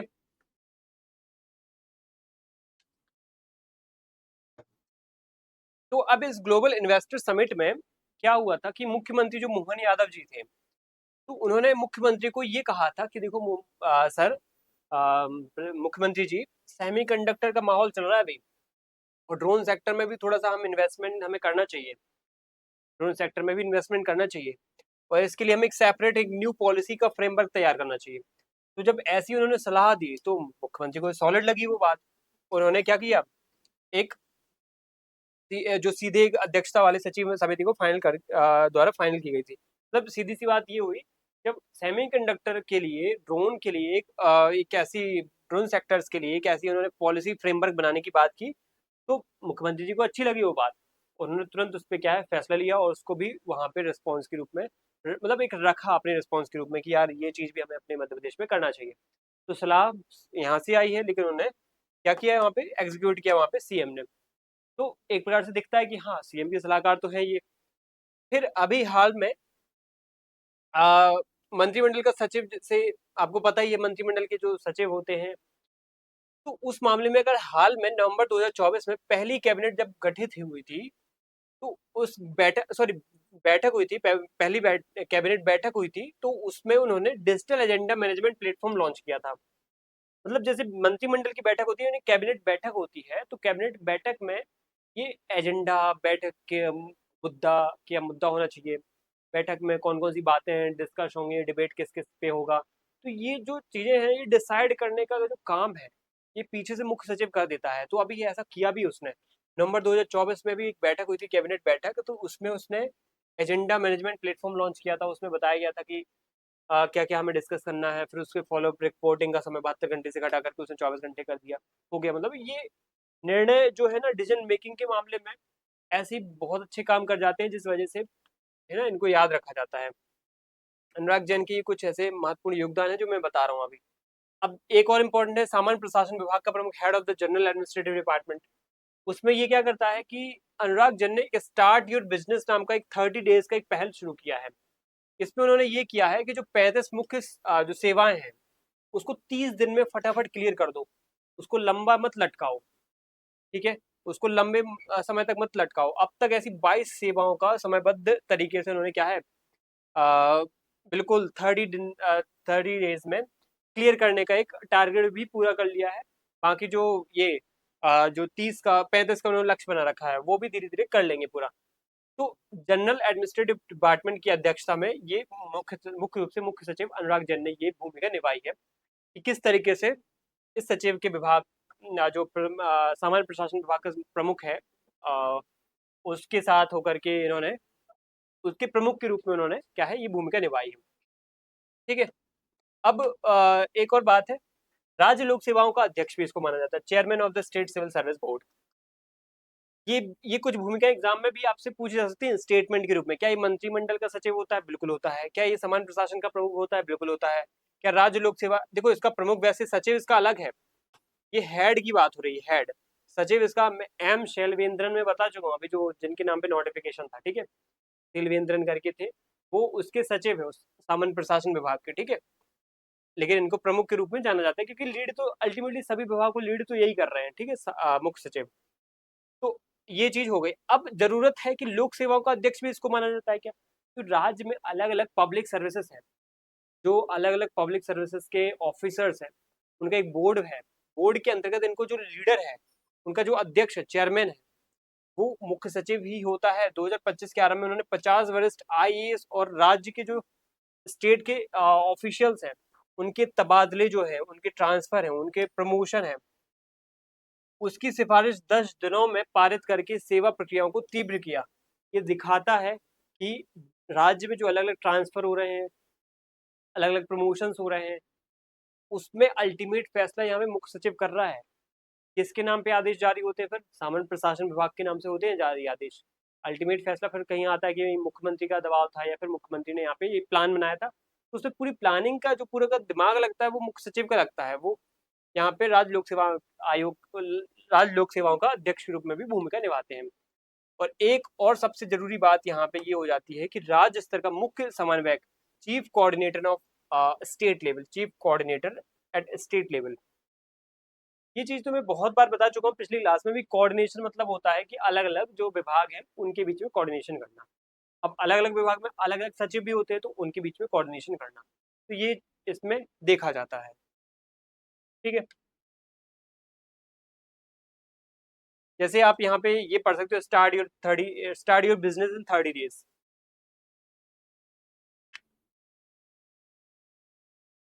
तो ये योजना हमें ये दिखाती है कि जैसे start your business in 30 days, ठीक है, ये क्या दिखाती है योजना हमें? ये दिखाती है कि इनिशिएटिव को लागू करने के लिए उन्होंने क्या किया था। वित्त जो विभाग है, औद्योगिक विभाग है, भूमि एवं राजस्व विभाग है, इनके बीच में उन्होंने कोऑर्डिनेशन किया और औद्योगिक परियोजनाओं को अनुमोदन के लिए औसत समय 90 से घटाकर 30 दिन रह गया है। मतलब ये कितना अच्छी बात होती है कि कोई भी राज्य में अगर औद्योगिक गतिविधियां बहुत ही सुगम तरीके से, बहुत ही अनुकूलन तरीके से उनको संचालित करना है, तो उन विभागों में उस राज्य के विभागों में क्या हो, कोऑर्डिनेशन हो। तो अगर कोऑर्डिनेशन बन रहा है तो उसमें बहुत बड़ी भूमिका राज्य के मुख्य सचिव, सचिवालय की होती है, मुख्य सचिव की होती है। वो करता ये है कि बस हर एक विभाग से जो जो इन्फॉर्मेशन होती है उसको कलेक्टिव करता है बहुत ही टाइम फ्रेम के अंतर्गत, एक निश्चित समय के अंतर्गत। और वो सही समय पर लाइसेंसिंग की प्रक्रिया, सही समय पर जो अप्रूवल की प्रक्रिया है वो पूरी कर देता है। क्योंकि उसको जो जो इन्फॉर्मेशन, देखो हर एक व्यक्ति, कोई भी इंडस्ट्री शुरू करनी है, सीधी सी बात है, कोई स्टार्टअप शुरू करना है, तो क्या होता है उसके सर्टिफिकेशन रजिस्ट्रेशन के लिए थोड़ी सी प्रक्रिया होती है। अब पहले तो बहुत बड़ी होती थी, बहुत कठिन होती थी, कॉम्प्लेक्स होती थी, अब शॉर्ट और सिंपल हो गई है। तो उसमें ये ध्यान रखा जाता था, उसमें ये ध्यान अब रखा जाता है कि जो भी हम स्टार्टअप को या जो भी इंडस्ट्री को यहाँ पे रजिस्टर कर रहे हैं या फिर उसको मौका दे रहे हैं, क्या वो ये कंडीशन पूरी कर रही है, क्या हमारे विभागों की अलग अलग गाइडलाइंस पूरी कर रही है, राज्य की अलग अलग गाइडलाइंस बनी होती हैं, परिवहन विभाग की अलग गाइडलाइंस होती है, मतलब आपको ये फुलफिल करना ही पड़ेगा। अब ऐसे में क्या वो इंडस्ट्री हर विभाग के पास अप्रूवल लेने नहीं जा सकती है? जा पाएगी क्या? नहीं जा पाएगी। तो भूमिका किसकी यहाँ पे बहुत महत्वपूर्ण हो जाती है? उस राज्य के सचिवालय, वहाँ पे एक इंटीग्रेटेड सिस्टम हो, तो वो क्या कर पाएगा? वो यहाँ पे फटाफट ये व्यवस्था को संचालित कर पाएगा। वैसे में वो ये करता है कि हर विभाग से इंफॉर्मेशन गाइडलाइंस जो भी उनके आंकड़े, ब्यौरे, स्टैटिस्टिक होती है, वो सब कलेक्ट कर लेता है, अपने पास रखता है। कल के दिन कोई, जैसे ये कैंपेन चल रहा है, start your business in 30 days, किसी व्यक्ति को 30 दिन में अपना व्यापार शुरू करना है, अपना बिजनेस शुरू करना है, तो वो क्या करेगा? फटाफट एक डेडिकेटेड पोर्टल पे जाकर के सब चीजें पूरी कर लेगा, फुलफिल हो रही है, अगर वो कंडीशन फुलफिल कर रहा है तो उसका रजिस्ट्रेशन कंप्लीट हो जाएगा और अप्रूवल मिल जाएगा उसको। ये 30 दिन के अंतर्गत अप्रूवल मिल गया है, संभव हो पाया है क्योंकि राज्य के सचिव सचिवालय ने अलग विभागों के बीच में कोऑर्डिनेशन किया, उनकी जो जो मांग थी, उनकी जो जो डिमांड्स थी, जो जो वो सप्लाई कर पाते, जो जो उनके गाइडलाइंस थी, टर्म्स एंड कंडीशंस थे, उनके रूल्स रेगुलेशंस जो जो थे, वो सब एक जगह इंटीग्रेट होकर के, एक केंद्रीय स्तर पर इंटीग्रेट होकर के वो सबको प्रोवाइड कौन करवा रहा है? मुख्य सचिव, और उसके अंतर्गत जो बहुत बड़ा एक ढांचा चल रहा है राज्य सचिवालय, वो प्रोवाइड करवा रहा है। तो इस वजह से ये समन्वय का काम बहुत अच्छे से तरीके से करता है।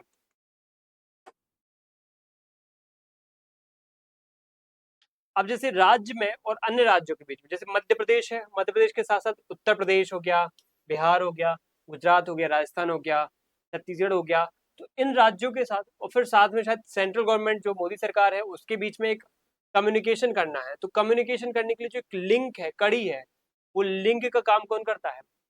वो लिंक का काम करता है ये मुख्य सचिव। जैसे मुख्य सचिव ने क्या किया था, पीएम गति शक्ति प्लान चल रहा था मध्य प्रदेश में, ठीक है?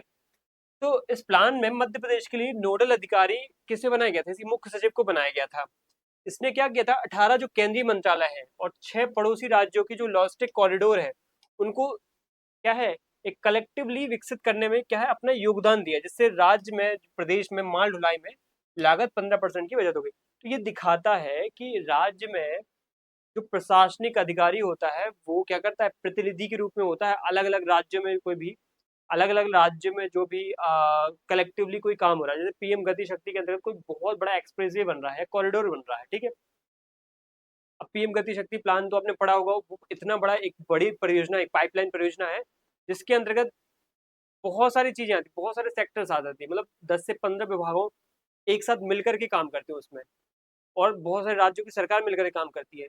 तो ऐसे में जरूरत पड़ती है बहुत ही वेल क्वालिफाइड एक पर्सन की, एक ऑफिसर की जरूरत, और वो हो सकता है उस राज्य का मुख्य सचिव, उससे ज्यादा क्वालिफाइड कोई नहीं हो सकता। वो इतने सारे डिपार्टमेंट्स को, उनके सचिवों को लेकर चलता है, तो वो यहाँ पे रिप्रेजेंट कर सकता है राज्य को, कि राज्य यहाँ पे क्या करना चाहिए, राज्य की क्या यहाँ पे डिमांड है, राज्य को यहाँ पे क्या योगदान दे सकता है।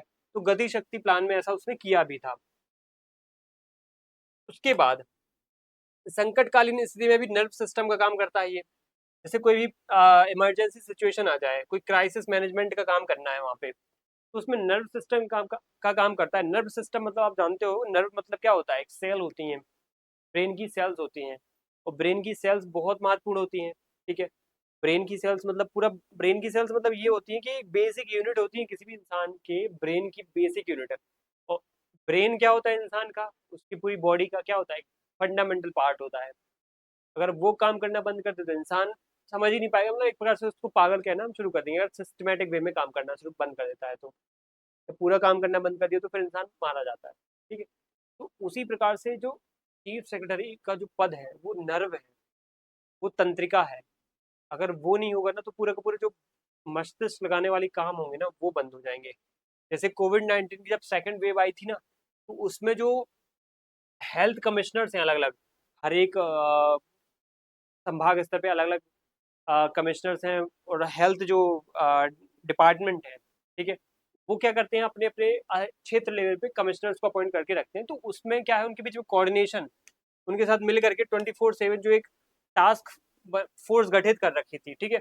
उनको निगरानी करना, कंटेनमेंट जोन को पूरा डाटा देना, उनसे डाटा लेना, डैशबोर्ड बनाना, पूरा मतलब एक इंटीग्रेटेड जगह पे कलेक्ट इंफॉर्मेशन इंफॉर्मेशन को कलेक्ट करके जनता तक प्रोवाइड कराना, अलग अलग विभागों को प्रोवाइड कराना। तो ये इतने बेहतरीन तरीके से कौन कर सकता है? ये नर्व सिस्टम ही कर सकता है। जैसे ब्रेन में आपने कितना खाना खा रखा है, आपने कितना चला है, आप कितने थक गए हो, आपको प्यास लगी है, आपको कहीं चोट लगी तो दर्द हो रहा है, तो ये पूरी की पूरी इंफॉर्मेशन ब्रेन तक जा रही है।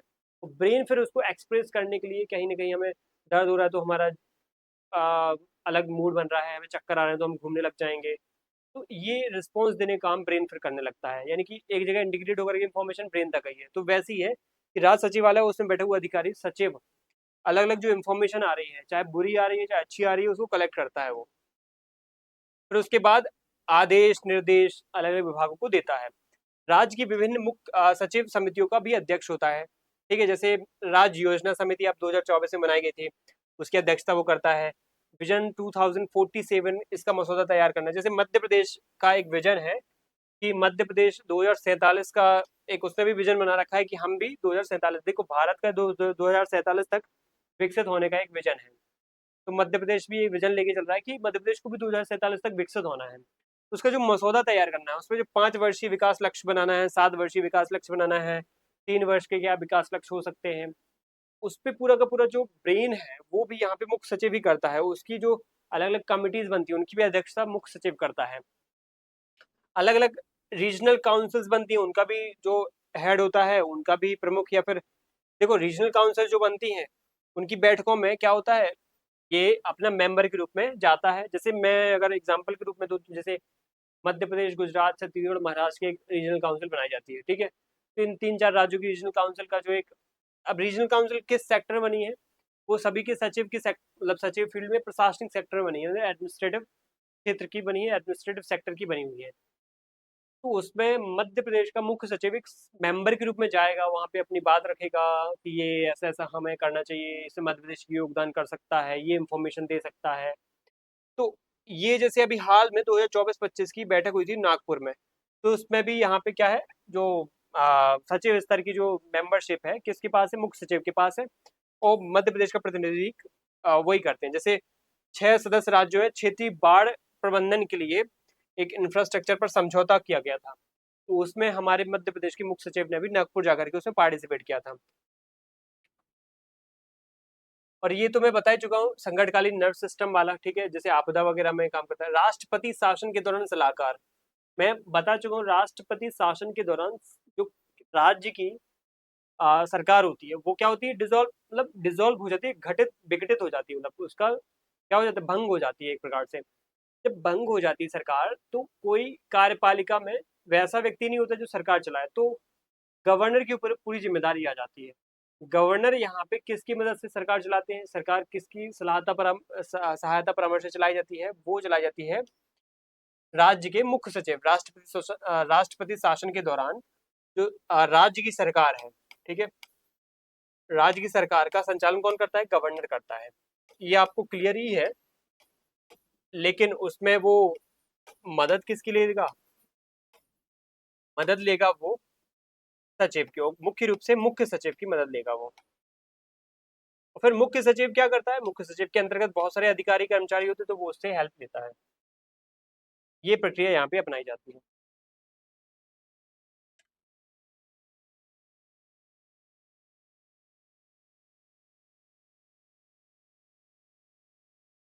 अब आगे देखते हैं, 2-3 इसकी भूमिकाएं और हैं, फिर उसके बाद हम खत्म करते हैं इस टॉपिक को। राज्य पर राष्ट्रपति शासन लागू होने पर हम ये देख चुके हैं, उसमें जो निर्णय होता है, अंतिम निर्णय तो देखो गवर्नर के नाम पे ही होता है। कोई भी भूमिका है, तो कोई भी आदेश है, सॉरी आदेश है, वो गवर्नर के नाम पे ही होता है। लेकिन पीछे से आपको पता है एडवाइस कहाँ से आई है, मुख्यमंत्री मंत्रिपरिषद नहीं है तो फिर एडवाइस सीधा यही देगा, मुख्य सचिव ही देगा। ये क्षेत्रीय परिषद वाला भी हम देख चुके हैं।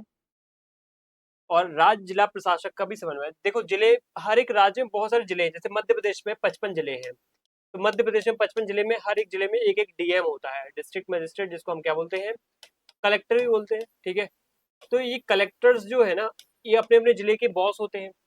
हर एक जिले के कलेक्टर्स में एक समन्वय हो। अब कोई जिले का कलेक्टर अलग ही लीग से हट के काम कर रहा है तो ऐसा थोड़ी चलेगा। आपको पता है कि जब को सभी एक हायरार्की बनी हुई है, सबको कैसे क्या काम करना है। एक सचिवालय बना हुआ है, एक निदेशात्मक मंडल बना हुआ है, निदेशालय बना हुआ है, संचालनालय बना हुआ है। कोई पॉलिसी बना रहा है, कोई उसको इम्प्लीमेंट करने पे काम कर रहा है। तो जिला के जो कलेक्टर्स होते हैं ये इम्प्लीमेंटेशन का काम करते हैं। अब इम्प्लीमेंटेशन किस तरीके से होना है, किस वर्ग को फायदा पहुंचाना है, कोई योजना आई है तो किस वर्ग के लिए वो आई है, किसको आपको स्टेक होल्डर्स कौन से हैं उसके, ठीक है। तो ये सब आप कलेक्टर्स को कैसे बताओगे जब टाइम टू टाइम आप क्या है उनकी समीक्षा बैठकें करोगे। जब आप टाइम टू टाइम एक रिव्यू बैठक करोगे, वो मासिक हो सकती है, वो 15 दिन की हो सकती है, वो वीकली भी हो सकती हैं, वो 2 महीने 3 महीने में भी हो सकती है, 6 महीने में भी हो सकती है, साल भर की हो सकती हैं।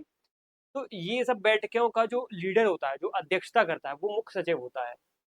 ये कितना बड़ा काम है हर एक जिले के कलेक्टर्स के बीच में समन्वय करना। फिर सचिवालय भवन में भी प्रशासनिक नियंत्रण। सचिवालय आपको पता है बहुत बड़ी संरचना में बता चुका हूँ। उसमें परिसर में सुरक्षा, रख रखाव, संसाधन आवंटन, उसका एक प्रकार से मैनेजर भी यही होता है और प्रशासनिक दायित्व तो निभाता ही है, ठीक है। और जिलाधीशों के कार्य का पर्यवेक्षण, ये भी आप देख चुके। जिलाधीशों के अंतर्गत ये नहीं है कि सिर्फ कलेक्टर्स जिले के, जिलाधीशों में मतलब ये भी आ जाता है कि जिला के अंतर्गत फिर उस जिले के अंतर्गत अलग अलग जो एसडीएम्स हैं वो भी इसमें इंक्लूड हो जाते हैं। अब वो जैसे आपको पता है कि जैसे ये कलेक्टर है, इसके अंतर्गत बहुत सारे एसडीएम्स हो गए हैं, या उसके फिर तहसीलदार वगैरह भी आप बोल सकते हो, ये तहसीलदार हो गए हैं। तो इनकी जिम्मेदारी है कि इनको रिस्पॉन्स दे प्रॉपर, ठीक है। ये चीफ सेक्रेटरी जो होते हैं स्टेट में, चीफ सेक्रेटरी सीएस का जो जिम्मेदारी होती है वो अलग अलग कलेक्टर्स को दिशा निर्देश देने की होती है कि वो किस तरीके से उनको कोई काम या कोई योजना, कोई नीति का क्रियान्वयन करना है। तो ये हायरार्की होती है कि सीएस से जो भी इंफॉर्मेशन आई है वो डीएम के पास जाएगी, डीएम ने जो भी इंफॉर्मेशन कलेक्ट की है, निर्देश कलेक्ट किए हैं, वो अपने अंतर्गत एसडीएम तहसीलदार को भेजें, फिर वो इम्प्लीमेंट करें। अल्टीमेटली फिर वो ही चीज एक प्रक्रिया चलती रहती है। फिर गांव स्तर पे आपको पता है गांव का एक ग्रामीण सचिव उसको जाकर इम्प्लीमेंट करता है। हाँ, सबकी जिम्मेदारियां होती हैं अलग अलग लेवल पे, लेकिन हायरार्की में आप देखो कि नीचे लेवल का जो ग्रामीण सचिव होता है ना, और जो उस नगर पंचायत का जो एक क्षेत्रीय जो अधिकारी होता है, जैसे हम जनपद सीईओ भी बोल सकते हैं, नगर पंचायत सीईओ भी बोल सकते हैं, ठीक है। और बहुत सारे ऐसे लोग होते हैं जो संचालित करते हैं अलग अलग योजनाओं को, ठीक है। उसमें हायरार्की बेसिस पे ये चीजें चलती हैं और उनका अल्टीमेट जो व्यक्ति होता है, ऑफिसर होता है, जो इसको रेगुलेट करता है, वो मुख्य सचिव होता है। तो ये यहाँ पे क्या है, चीजें खत्म हो जाती हैं और जिसमें हमने समझ लिया है कि मध्य प्रदेश का जो सचिव है, मुख्य सचिव है सॉरी, मध्य प्रदेश का जो चीफ सेक्रेटरी है, वो कितनी बड़ी भूमिका का निर्वाह करता है कि उस राज्य का तो ठीक है, मध्य प्रदेश का एक प्रकार का रिप्रेजेंटेटिव है वो केंद्र के सामने, अलग अलग स्टेट्स के सामने, खासतौर पर प्रशासनिक प्रतिनिधि है वो, खासतौर पे एडमिनिस्ट्रेटिव रिप्रेजेंटेटिव है वो अलग अलग राज्यों के लिए, देश की केंद्र सरकार के लिए, और पूरे के पूरे राज्य की सरकार को संचालित करने का भी क्या है, एक प्रधान संचालन करता भी है। अलग अलग जो मंडल बने हुए हैं, समिति बनी हुई, उनका भी अध्यक्ष है वो, प्रशासनिक मंडल, प्रशासनिक अध्यक्ष, समिति बनी हुई, उनका भी अध्यक्ष है वो। हर एक जिले में जो अलग अलग कलेक्टर्स हैं उनको भी वो क्या करता है, दिशा निर्देश दे करके उनको अपने कार्यों के प्रति, कर्तव्यों के प्रति निर्वहन के लिए मददगार भी साबित होता है। तो मुख्य सचिव एक बहुत बड़ी जिम्मेदारी होती है जो एक ऐसे व्यक्ति को ही सौंपी जाती है, आपको पता होगा, जो काफी क्वालिफाइड हो, जिसको काफी समय का अनुभव हो, ठीक है। इस वजह से ये जो मुख्य सचिव का पद है, वरिष्ठतम सीनियर मोस्ट आईएएस ऑफिसर को प्रदान किया जाता है। और उसमें भी बहुत सारे पात्रता के आधार के मापदंड बनाए गए हैं। सेवा रिकॉर्ड क्या है आपका, आपका जो तालमेल है, कोऑर्डिनेशन है, वो किस तरीके से आप बना करके चलते हो, सब कुछ देखा जाता है, ठीक है। इस तरीके से हमने आज मध्य प्रदेश की प्रशासनिक जो व्यवस्था है उसमें मध्य प्रदेश का मुख्य सचिव पढ़ लिया है। उसमें मध्य प्रदेश के स्तर पे जो जो अधिकारी कर्मचारी नियुक्त हो चुके हैं मध्य प्रदेश में, अलग अलग सैलरी, वेतन, नियुक्ति से लेकर के हर एक व्यवस्था हमने देख ली है। तो आपको जो भी इसमें डाउट लगा हो तो आप कमेंट में मुझे बताइएगा, तो मैं उसको नेक्स्ट क्लास में इसको पूरा कर दूंगा या फिर इसका सॉल्यूशन एक बता दूंगा। नेक्स्ट जो हमारी क्लास होगी वो सचिव के ऊपर होगी। हमारी जो अगली क्लास होगी वो सचिव के ऊपर होगी। मुख्य सचिव के बाद जो अगला पद आता है सचिव, और उसी क्लास में मैं आपको आयुक्त के बारे में बताऊंगा। आयुक्त और सचिव छोटे छोटे इनके बारे में कंटेंट है, क्वालिटी कंटेंट इनका जो है ज़्यादा नहीं है, मतलब सिलेक्टेड चीज़ें ही मैं बताऊंगा, तो दोनों एक साथ हम पढ़ लेंगे। उसमें उसमें कमिश्नर के बारे में पढ़ लेंगे और सेक्रेटरी के बारे में पढ़ लेंगे, जो एक विभागीय सचिव होते हैं। ठीक है, तो आज की क्लास हम यहीं पे खत्म करते हैं। और उसके बाद ये इंफॉर्मेशन है टेस्ट सीरीज को लेकर के, मध्य प्रदेश में जो असिस्टेंट प्रोफेसर का एग्जाम हो रहा है, तो उसमें अलग अलग विषय को लेकर के एग्जाम गुरुजी आपके लिए टेस्ट सीरीज लेकर के आया है। हर एक ज़्यादातर सब्जेक्ट इसमें कवर करे गए हैं, बड़े बड़े सब्जेक्ट तो ऑलमोस्ट कवर हो ही गए हैं। उसमें आप सभी सब्जेक्ट्स की जो टेस्ट है वो अवेल कर सकते हैं। इसमें पॉलिटिकल साइंस के भी आपको सब टेस्ट वगैरह प्रोवाइड कराए गए हैं।